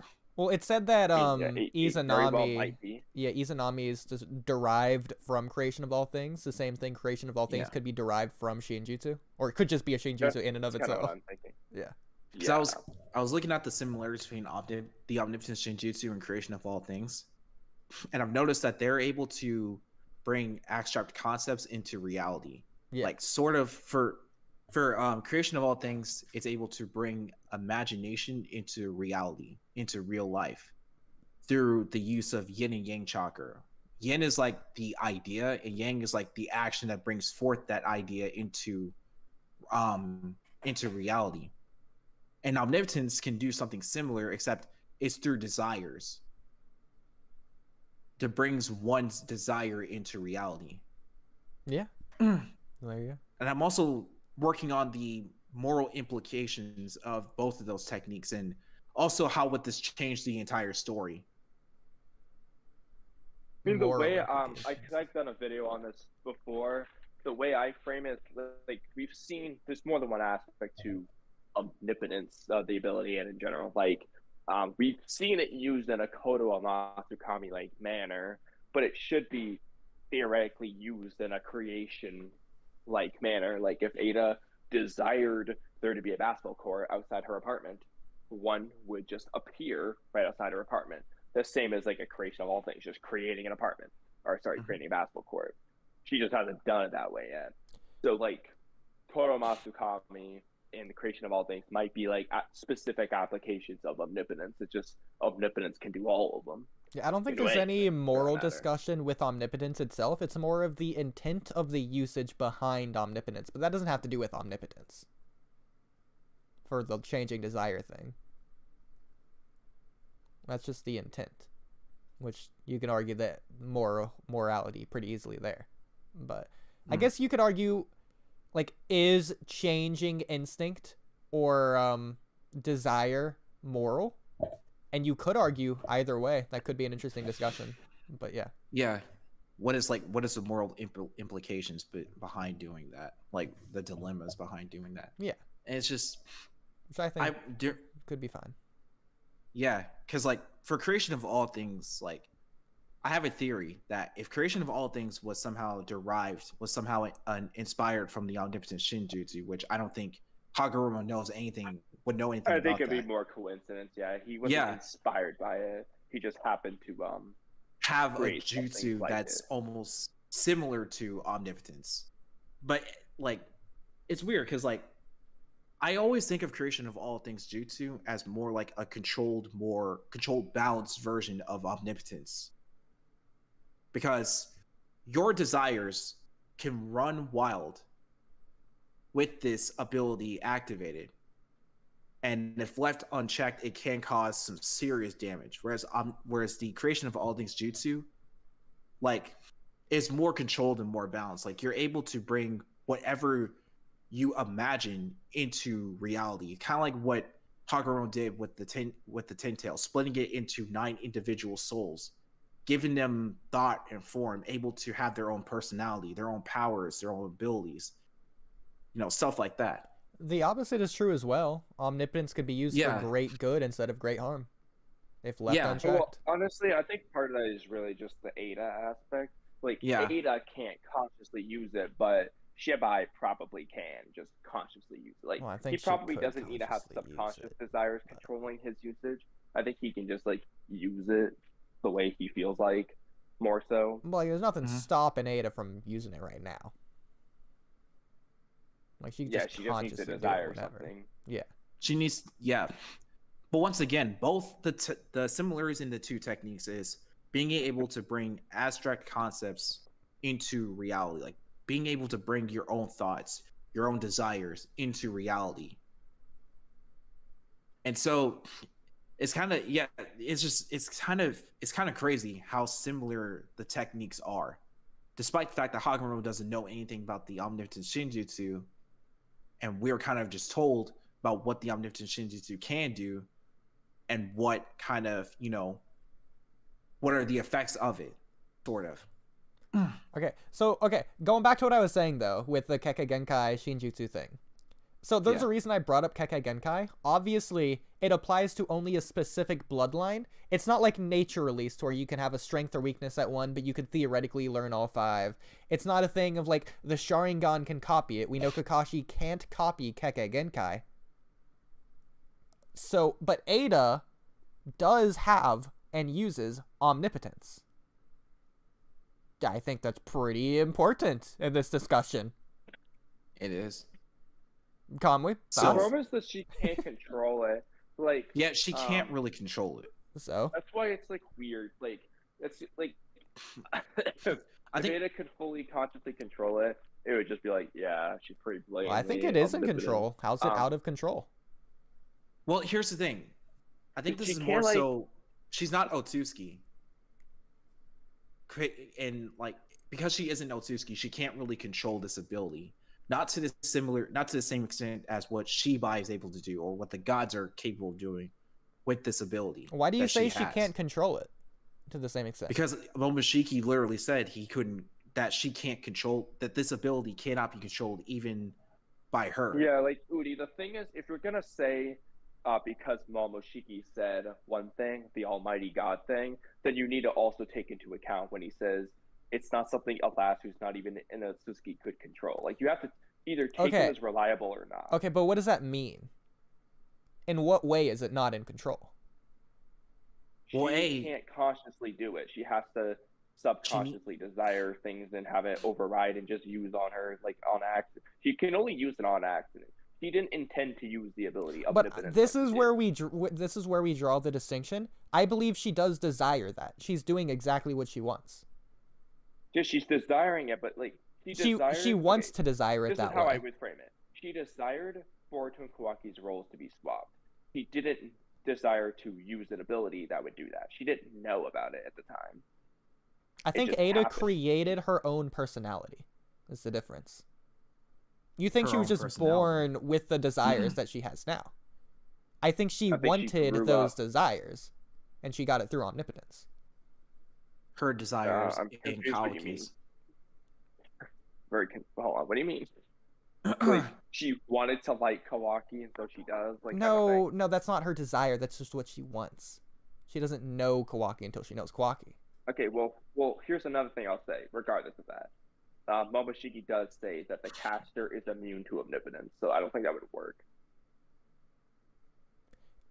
There could be many explanations for that. For example, Otsutsuki could be immune to omnipotence as well, considering they're immune to infinite Tsukiyomi, which is the strongest Genjutsu. We don't tactically know that. We just assume it. Well, I mean, in all cases, it's been shown to be the case. Well, what have we ever seen just in Otsutsuki killing with when infinite Tsukiyomi is activated and not covering themselves in a Susanoo or anything? Kaguya? I think you never see that. Kaguya? We just assume they're immune. Kaguya. And the countless times Momoshiki says that Otsutsuki uses omnipotence. Well, I guess that's not infinite Tsukiyomi, but still. Huh? That has nothing to do with infinite Tsukiyomi.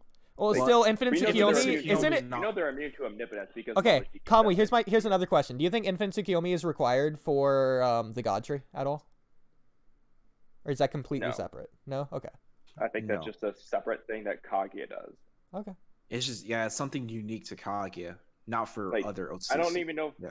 I mean, Momoshiki probably knows of its existence because he knows Shinjutsu apparently, but he doesn't necessarily know how to do it. Well, Infinite Tsukiyomi isn't a Shinjutsu as far as we know. It could be classified. I think it is. I think it could be classified from the Naruto data book. Yeah, personally, it will be. Okay. But pretty much anything that Kaguya is able to do, since she's an Otsutsuki, will eventually get retconned and classified as Shinjutsu. Ability is a Shinjutsu, at least for the regular Otsutsuki. I mean, it is a Rene Sharingan technique, so that does make sense for it to be a Shinjutsu. Yeah, I think that, like, obviously Kishimoto just didn't invent it when he wrote those data books, but I think he's gonna just say all of them are. And then also, if you want to say Sasuke's normal Rinnegan wouldn't have been able to stop the Infinite Tsukiyomi, but Hagoromo's Rinnegan that he gave him is the reason that he was able to stop it, then sure.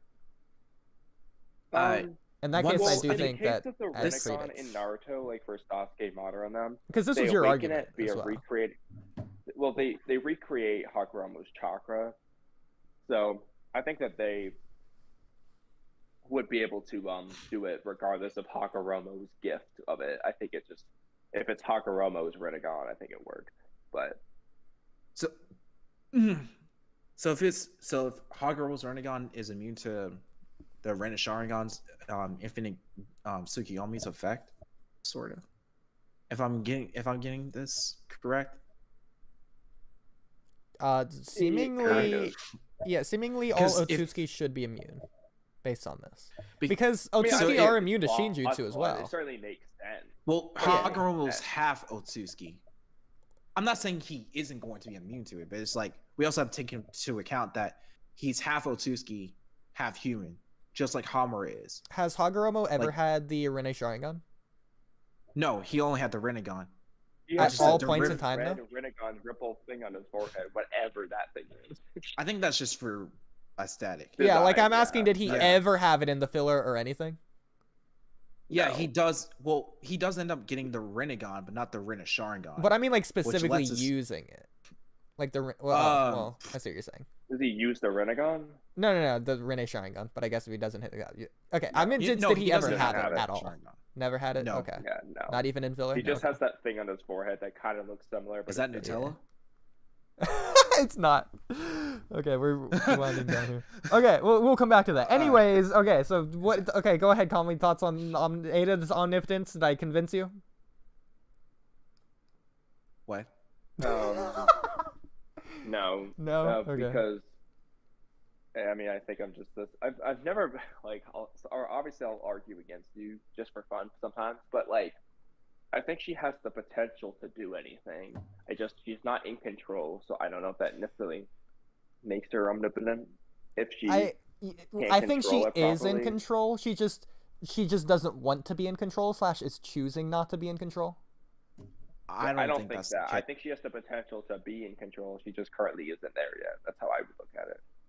If I'm gonna go by what Momoshiki said, because she isn't an Otsutsuki, she isn't able to her ability with the omnipotence Shinjutsu. She isn't as refined as her Otsutsuki counterparts. Meaning she isn't able to fully utilize this ability or just be able to spam this ability whenever she wants. He also says that she can't use it on herself, so I don't think she could make herself not in control by her desires. When did she say that? That would be using omnipotence on herself. When did she say that? In chapter 79, I don't know what page off the top of my head. Did Momoshiki say it, or did she say it? Momoshiki says that the caster, the omnipotence doesn't affect the caster or Otsutsuki. And then he shows a picture of Damon, but never mentions blood relatives, but which is kind of interesting. But he says that the caster and Otsutsuki are not affected by omnipotence. I think if you read like chapter 40, chapter 79, page 40, towards the end of the page, I believe. It's somewhere near the end of the chapter. End of the chapter anyway. I don't like specifically when, but it's chapter 36. What? Wait for what? Or you mean page 36? I mean, no, page 36. Sorry, chapter 79. My bad. My bad. Okay. Well, unfortunately, that doesn't help I gotta because I change don't have a headphones. page. My headphones died. All right. There's Or no half of it way. died. Hold on. Let me see. I still have red. I do still have red. Okay. Oh yeah. By the way, omnipotence does not affect the Otsutsuki, Otsutsukified like you and Kawaki, nor its caster Ada. He just says it in general. Like, he doesn't say this specific role reversal. He just says omnipotence. Okay. I think that's a pretty good point. Yeah. So it's like I don't think it works on her. Neither does it work on Kawaki. To be fair, And pretty much anyone who's he says that it did not that it cannot. But again, Okay. Shinjutsu in general, Otsutsuki are immune. I don't think he can hear me. Immortal, you might need to tell him to leave and rejoin. No, I can hear you. I can hear you. Huh? Okay. Never mind. It worked this time. What did you say? Who? You. Like, for the last, 20 seconds, maybe? Okay, well, we agree that Ada isn't Otsutsuki, yet she's immune to Shinjutsu, which Otsutsuki are immune to. She's not immune to Shinjutsu. So she's immune to omnipotence, based on what you're saying. Okay, Damon's immune to omnipotence, but also stated to not be Otsutsuki. Damon's above. I think it's more so. omnipotent. It's because I think it's more so because of Shibai's DNA. It has to be. I mean, it's entirely possible that Momoshiki's wrong. They just are Otsutsuki. Yeah. I think it's fair to say that it's a possibility, Yeah. but at least the way it's been described is the user, Otsutsuki, and blood relatives are immune. Those are 3 cases. That's just what's been told so far. Well, they've been I've described always similar to liked the Code, standpoint. Huh? Code. to where they were So normal here's- humans, but they got Shibai DNA, just like Code. See, that's the problem, because Code is supposed to have gotten Shibai's DNA. But Code or, is under then the again, control Amato of never omnipotence. specifically says that. Well- He implies it without saying it, but Well, would the very same vague thing about Code. would the same thing be applied to Boro and Delta? Nah. Boro and Delta didn't get Shibai DNA, only Code did. But that's the thing. Technically, Amato never even says that Code did. He just kind of implies it. Well, he said that He implies the his- claw mark. He says his are Shinjutsu. No, he Yeah. doesn't But I don't- even say. He Okay. doesn't directly say that they're from Shibai's DNA. He just implies it. Fair enough. It's Okay, because you're he right. grouped- You're right. He grouped it with Yeah. Ada and Damon, and then said Kawaki separately Okay. came from Ishiki. So which he didn't do for assuming the claw mark. assuming they're in the same category, Code proves that omnipotence is above Shinjutsu, and omnipotence does work on Otsutsuki because it would work on Code. But the Well, Code's reason. not an Otsutsuki. Okay, neither is Ada and Damon, and the reason it doesn't work on them is because they're omnipotent. Because you can't say it doesn't work on them I because think- they're Otsutsuki, because that isn't the case. I don't- So it Well, doesn't work on Code. Damon's not omnipotent. that's I don't not think what's that's the case. explained. It's possible, but that's not what's explained so far. What So we're trying to what's- figure out is why doesn't it work on Ada or Damon? Because she's omnipotent. So And he's far, above it's omnipotence. because caster blood relative. But Yeah. But it's just like when it comes to information from Momoshiki and Amato, they're kind of fishy and very suspect.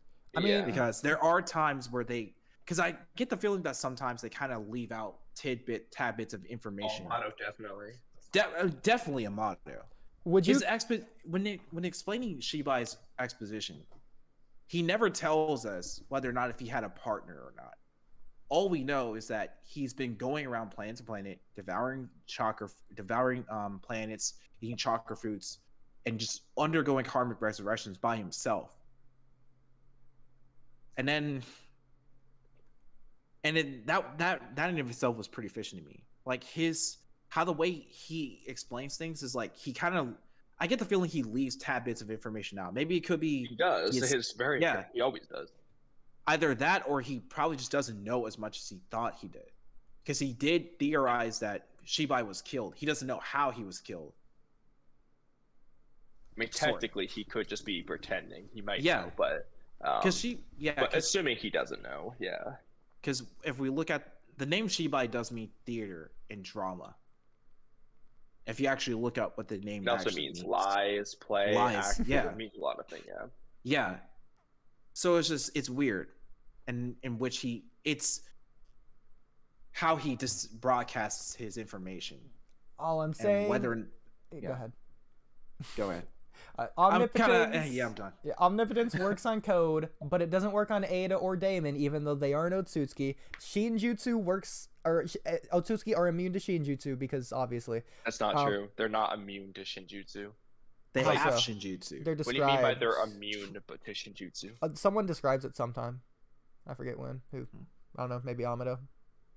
They're not like immune. No, they're not immune to Shinjutsu. Some Shinjutsu, like for example, you can't use Sukuna Hikona on an Otsutsuki because they're living, but he can use Daikoku 10 on them. Like Kawaki literally tried to on Boruto. I'll have to see exactly what he says.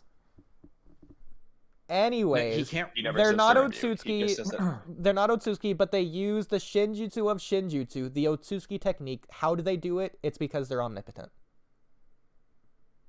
Let me see.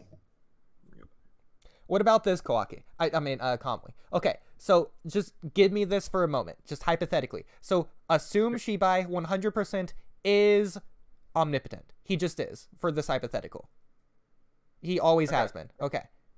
Ada has... Well, not always has been. Okay, he sure. Was when he became sure. So Ada has Shibai's omnipotent DNA. Does that make Ada omnipotent in this hypothetical? No, because Code would be omnipotent then, which he's not. No superpower only an all-knowing almighty God can wield. All-knowing almighty God. Yeah. I mean, you know what that noise is? Huh? But here's the thing. Ada's not all-knowing. The timer. Oh, I didn't even hear your timer. You're clearly not watching my screen. Okay. Well, I will say this, Oodie. I'm making one of two more meals that I need to make because I'm very behind. So I do think we can delay it to 2 just because I'm going to be up anyway. That's fair. Okay. If you want. It's up to you. Yeah, that's fine. But you can set a 1 more 1 hour timer. We will be done on that one, but...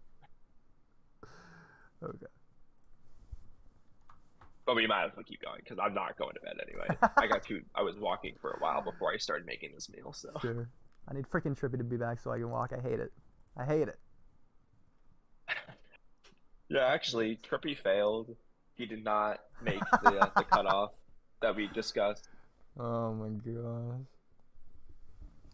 Yeah, he's working on it. At this point, Oodie, I might as well say it on stream because he's not going to watch this. I think that we should definitely message Trippy whenever he's back, like as if we've never met him and we want him to be a guest on the podcast. Like we're gonna frame it. It's like, would you like to be a guest on our podcast? Like, hey, we have this podcast called the Walky Talky podcast. Me and Kamui don't know if you've ever heard of us. What we do, we comment on his video. Be like, wow, this is a really cool channel. Hey, we have this like we go around and ask guests based on like their videos if they have cool videos. Yeah, like, wow. would you be willing to be a guest?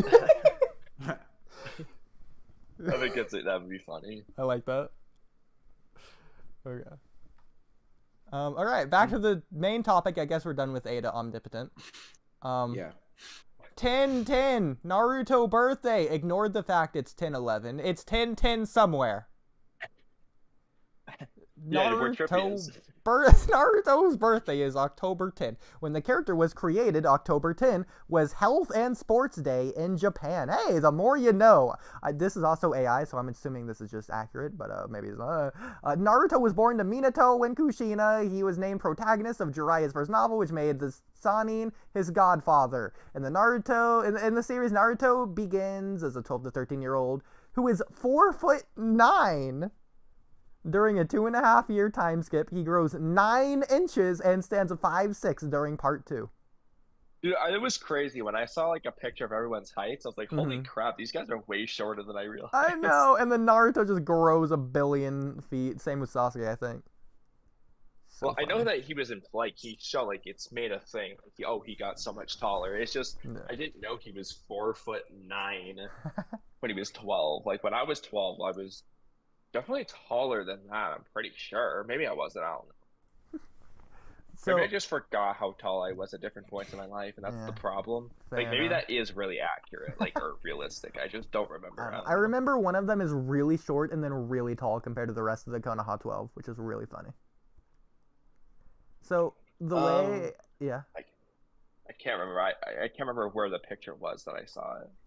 I think it was in Discord, but Okay. It's probably in the anime, if I'm being honest. Like those special promos are at the beginning. no, of somebody Shippuden. posted a picture anyway Oh, of okay. everyone's heights. So the way I got this thumbnail, because I was planning this thumbnail for days, but like I didn't look it up or like anything. So I looked in the Discord for stream section, which is where I was playing these visuals earlier. By the way, shout out these visuals. Right here, yeah, I'm gonna delete this because we already watched that. Wow. Yeah. So I was looking through here. It's like, all right, is there any good thumbnails for Naruto's birthday? There was a couple. I'm not gonna lie. Like I could have used really any of these. Like I could have just used this one if I really wanted. And like Naruto's birthday text. I could have used. I don't know. Like this one's pretty cool. You know, just any of these would have worked. I think mostly for the most part. I can't actually see what you're looking at because you're not sharing your screen. Oh, I'm not sharing my screen. I'm dumb. Well, here, I'm sharing my screen now. Yeah. And, alright, continue on. Yeah, like this one, I technically already used this one, but it's pretty cool. I could have used it again. Like any of these could have really worked, really. Most of these, any of the Naruto ones, anyways. Like this one, I could have put like birthday or the text at the top or something. It could have worked. This one especially, I was like, man, this would be a great birthday one. Put a birthday hat on. I was thinking of putting a birthday hat on some of these. I think that would be funny, yeah. But no one would have known. Ugh. And I think that's all of them. Oh yeah, like some of these, I was like, oh yeah, like what if I put birthday hats on Obito because they're celebrating Naruto's birthday? But no, we'll save that for another time. I think there was one more. Oh yeah, I was thinking of this one. We use this when we get monetized. Yeah. We agreed on that one. Like, yeah, that is 100%. I thought we already agreed. Yeah, some of these are just actually good. Yeah, no, some like that is a fact. No matter what Trippy has to say, we are using that one. Yeah. Okay. And I think that's all of them. So I was like, all right, none of these really work for what I wanted for Naruto's birthday. Like, I think this one would be good for whenever Naruto Storm Connections comes out. But, anyways, okay. Actually, speaking of things coming out, when is those new anime episodes gonna come out, dude? I was so hyped for that. I know, it's a month ago or 2 months ago at this point. I don't know. Freaking that Boruto anime was supposed to come out. That was such a disappointment. Oh, but they just delayed it. For the Boruto anime? Yeah. No, but there's gonna be some four new Naruto episodes. Oh, I was hoping for both. I was hoping for that. It got delayed, and I was so disappointed. I think the production, the one. Yeah, they wanted it to be higher quality. Yeah. Well, no, I think he kind of just got fired, I believe, or left. So I have no idea. Well, they're gonna be working on Bleach, 1,000-Year Blood War. It's not gonna be looking good for Naruto or Boruto. Well, I was looking for the thumbnail. I was looking for all these different pictures. I was like, this one looks good. I'm probably going to use this one, but I thought it might have been a little bit too complicated. I thought of just Minato and Naruto saying the happy birthday. That could have worked. A couple of these could have worked. A lot of these fan arcs. Like this one, pretty good for a thumbnail, I think. Some of these are just like squares / rectangles in the wrong way, so they don't really work. But like that could have been cool. I didn't see that one, to be fair. This one was one I was looking at too. I was like, man, this would be really good for a thumbnail. Or even like a cake. I was thinking, man, this would probably get a few clicks, like a Naruto cake thumbnail. But I ultimately ended up with this one, and that's the thumbnail. Oh, wait, no, that's not the thumbnail. Wait, where's the thumbnail? This one's the thumbnail. Yeah, this is the thumbnail. Yeah, I haven't even seen the thumbnail yet. Oh, that one, that's a good one. I like it. Yeah. I didn't put any text or anything, but it's already pretty busy.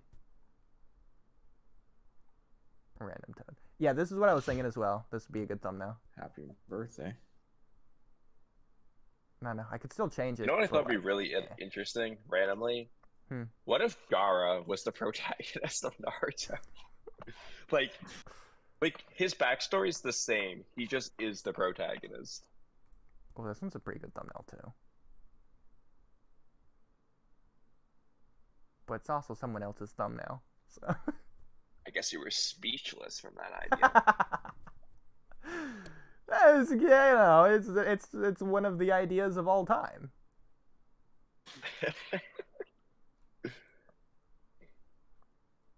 Alright. Anyways, that's how I got the thumbnail. Glad we could have this story. Talk, discussion. Okay, so speaking of Naruto's birthday, Nutella. First of all, I made protein shake today. No, it was yesterday. I made this yesterday. So shout out protein shake. Shout out water. Shout out nutrient drinks. Shout out more water. Okay, so protein shakes. These are all my protein ice cream that I usually eat. Like, I'll usually eat these like as dessert at night or whatever. Except for this one. I usually put this one in the fridge. I freeze the rest of these, so like 4. I freeze 4 of them. 4 different nights. I usually make these once a week. I had one for breakfast one night. Anyways, these aren't actually protein ice cream. They're just smoothies, like protein shakes or whatever, that I just freeze. But, as you can see, based on the consistency here, I made actual ice cream as well. Not like actual ice cream, but like actually like protein ice cream. But I followed like a more concrete recipe of actual protein ice cream. And you can't tell me this isn't, like, look at that consistency. Tell me that is an ice cream. Exactly. It's more like girdy. What's the word? It's like a sludge. Sludge. Yeah. It's like the shampoo like... word. The word for when a liquid is thick. Thick. Liquid. And I know how to make protein ice cream. I've done it before. Like, I know. Word. I still know how to do it. Starts. I never with made protein ice cream. Biscuits. It just was really more of like a protein fluff that was ridiculously filling the way I made it. I stopped doing it because, frankly, because of eating it so often, regular food was just not filling enough anymore. So if I went out to eat, I was so used to this ridiculous amount of volume that I would have to eat so much. It was just ridiculous, and I was like, this is pointless. So I just kind of like changed how I do things. I stopped eating it because of it. So these have a low viscosity, like they're soup. They're soupy kinda, except when you freeze them, then they're like frozen solid. But this one's a like high viscosity. Yeah, this one used a lot more like peanut butter, PB2, yogurt, these nutrient things, a lot less milk. It almost looked like dried up oatmeal. Oh yeah, sometimes. The way you're doing is different. The way I did it, Oodie, was like it was 100 calories for a gallon, like not a gallon, but like a couple quarts. Let me see how big my blender is. It was ridiculous, dude. The amount of volume for calories. I also used a lot of bananas in this and no other fruit. Well, I guess I used cranberries. Yeah. 9 cups. It was 100 calories for 9 cups of this shit. How ridiculous this shit was. But usually I use a lot of blueberries and strawberries or like any other fruit. And this one it was just banana. Like banana, again, protein powder, PB2, peanut butter, yogurt, one of these drinks or 2 of them, I guess. And a lot of peanuts, a lot of different nuts. And flax seeds, obviously. But yeah. Obviously. So what's your schedule for what do you want to eat for the morning, afternoon, night, sort of like for the protein stuff? Yeah, I don't do that. In fact, I don't have a schedule or diet at all. I just eat whatever I want, whenever I want, and I just eat healthy. And that usually means that I skip a lot of meals.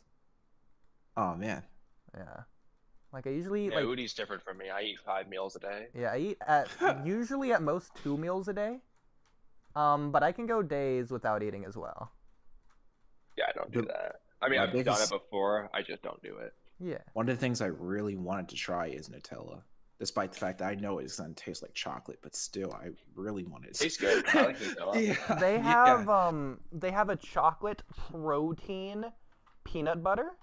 It tastes just like Nutella. But it's really expensive and it's small container as well. It's not that expensive. What's crazy is that I can get the Nutella. It's just like not PB. Like putting I don't know if my family's gonna be with the idea of me putting chocolate all over my toast. like they're probably gonna question why am I putting chocolate all over my toast and all over my bread. Fair enough. I mean, it's good. Yeah. Kamui, have you ever had That's these? all you need. These are really good. These fat bombs. It is tasty. Like, I'm not gonna deny it. It's very tasty. These fat bombs taste just like Reese's Butters Cups, if you've ever had those. Are those mainly for workout? These taste weird. It tastes like they have hemp in them, if you know what that tastes like. Yeah. Almost gross. minty, but like in a spicy way. Yeah. I don't know. Sort of like wait, go back up. Yeah, like kind of like the Gatorade protein bars and the pure protein bars, sort of like. Oh yeah, something like this. Yeah. That's just what there's another one I passed already. I don't know what these are. These... Kellogg's, like healthy, these little healthy chocolate bars and stuff. Pretty good. Oh, Nature Valley, I love that. Ooh, I love Nature Valley. I don't know what this is, but it looks similar to something I get.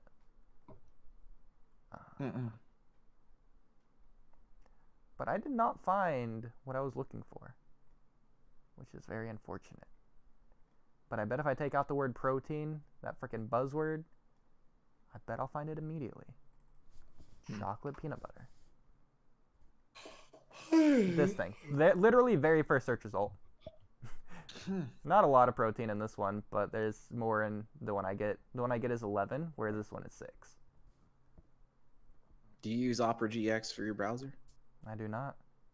There's also this vanilla one, but you might as well just get like, not even vanilla, just like white chocolate peanut butter. But at this point, you might as well just get normal peanut butter.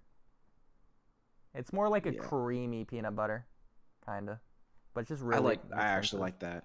Yeah. I actually like creamy peanut butter. But this right here, get this, it tastes just like Nutella. Pretty much. Creamy peanut butter and chocolate. It's kind of funny because I was literally just thinking about getting Nutella and just creamy peanut butter and just making a peanut butter chocolate sandwich. I don't know how that would taste, but it's just like I'm thinking about it. Nutella and jelly instead of peanut butter and jelly before. Yeah, let me tell you, it was good. Oh. All right. I've also just done a Nutella sandwich. That's also good. So, Kamui, there is a new Storm Connections trailer out. And it seems like it's one of the good ones. We can watch it. All right.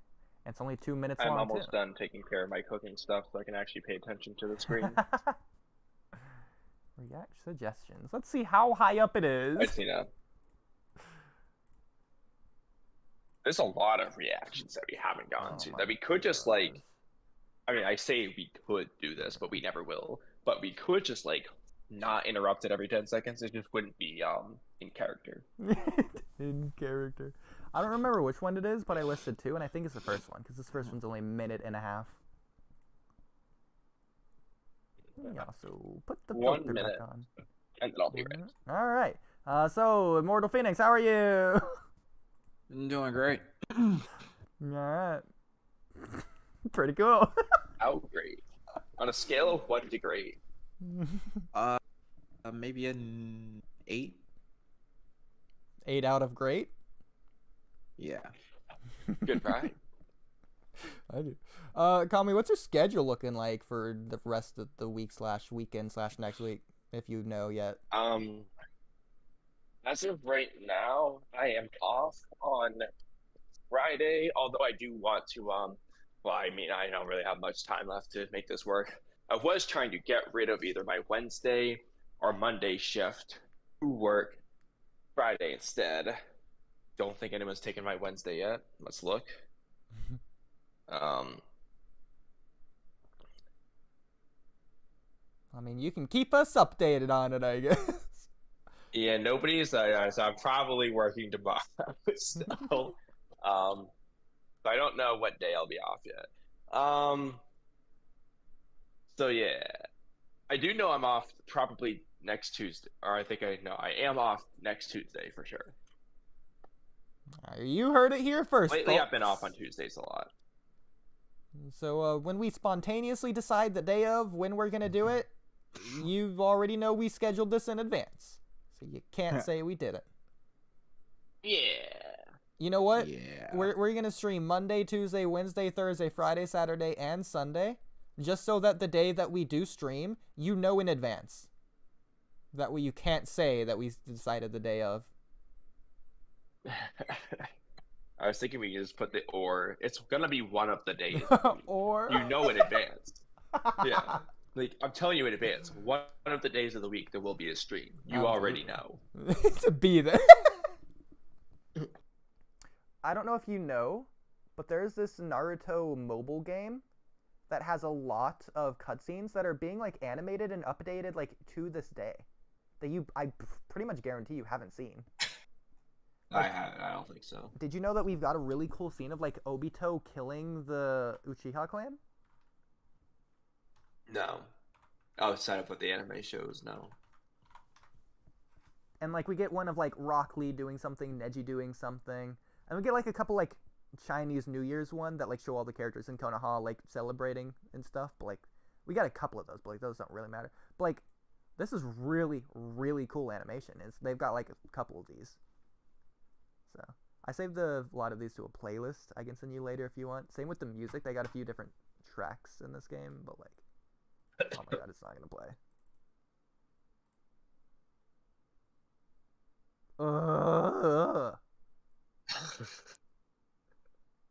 Obito's Massacre 2.0. Here, we'll just watch this 18-second one because this is all it really is, I think. Unless it just doesn't load as well. Whatever. I didn't care anyways. What if I paste it randomly in the Discord and then watch it from the Discord? Oh, it's just not going to paste in Discord. Is my internet out or your something? Wi-Fi in general seems to be whack, but except somehow stream's still running, or Discord's still running at least. And I'm still talking to you, so I don't know. Like, is stream still even going? Seemingly. Yeah. Oh wait, let's read chat. There you go. It hasn't updated in a bit. But we haven't read it all, but yo. All right, this stream is What's already up, Swifty? crazy. What's she desires Space, is the stream still crazy? It's already crazy. To be fair, he posted this in like the first like 10 minutes. I don't think it was that crazy at that point. Maybe it was. I mean, what were we talking about 10 minutes in? Probably Itachi. Naruto's birthday? Oh yeah, Itachi. That wasn't that crazy. If anything, I think the Ada Omnipotent was where we got the most heated. But like that wasn't even that bad. Probably, yeah. Easily. Yeah. Okay, so this is this. This looks like the game. Okay, alright, sorry, the movie, but not this part. Like a lot of this would make great visuals for a video, like just background video, like just. I think Obito actually like killing people with the chains would have been cool. Oh no, this one's only 18 seconds, but like Rock Lee and Neji's are like 2 minutes long each. So, yeah. But yeah, so that's cool. Did you? I do wish though that I wish that the anime showed like a lot of Obito killing the Uchiha, but they showed Itachi killing Izumi instead of Obito. I don't know why they changed that. It does. I feel like that's one of the best parts. Oh, of this right here? You're saying Obito kills Izumi? No, like of the Itachi story, like in the massacre, like Itachi killing Izumi. Yeah. Like I don't know why the anime changed that. Well, I think it's like conceptually cool, but visually it's honestly not that different from like any other genjutsu. I guess you could see what he sees. I think it would have been a very good, heartbreaking, emotional scene. What I'm imagining is like, you haven't seen it, but like Sasuke Retsuden. Yeah, I still didn't watch it. Sasuke puts Guy in genjutsu, because I don't remember his name. Gigi? Or no. The one that he can't put in genjutsu because of the glass eyes? No. Just some random guy, like the other guy. That doesn't help. It's like some guy from like Radaku or like the other land. He comes over. It's like the Prime Minister? Prime Minister, yeah. I don't think Sasuke puts him in genjutsu. Kakashi's the one who has to deal with him. No, he comes over to talk to Zanzu. Oh. Yeah. And then, that's right. Isn't Kakashi Retsuden first in order? Kakashi Retsuden and Sasuke Retsuden happen at the same time. Naruto Retsuden happens last. Happens after. Okay, so this isn't here. Apparently. Fine, I'll go find it in this stupid dumb anime episode. Ugh, I don't even know what episode it is. Yeah. Sasuke, Ritsuden, anime. You need the episode titles to figure it out. Oh my god, so dumb. Why won't you just tell me? It's like 284. Okay. Probably like halfway in, I don't know. Oh, less than that.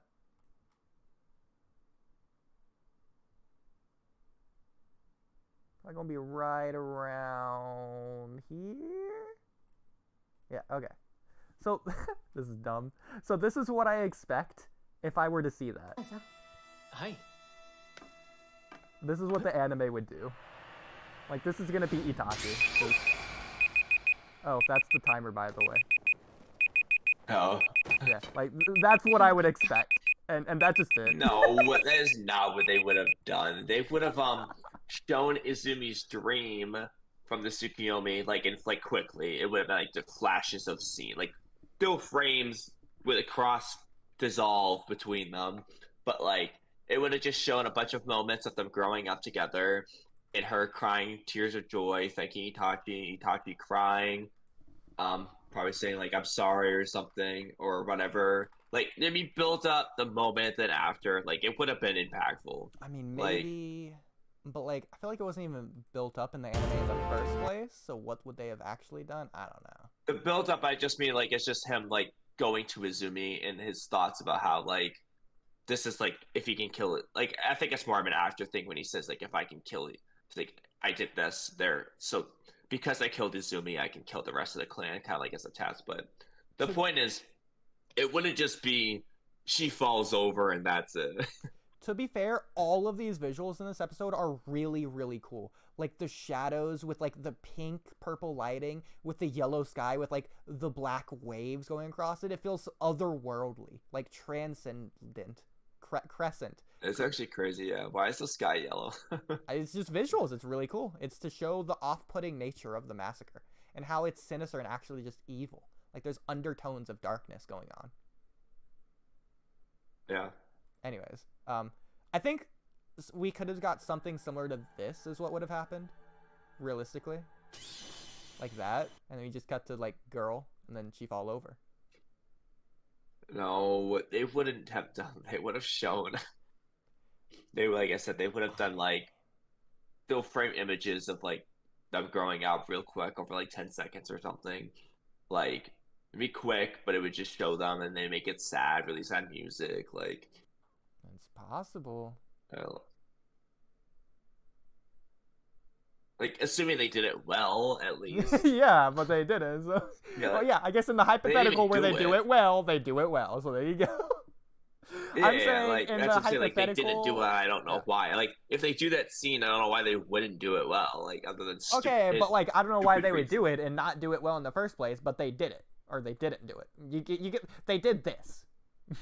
Is the point. I don't know. I don't know why they did it. So like I'm saying, I think realistically, if they did it, and we're not going to just give them the fact that they're going to do it faithfully well or whatever, if they're just going to realistically do it, how is the anime production going to do it? I think they're going to do it like this. Personally. I think they're just going to do that. I think we'd at least see the dream.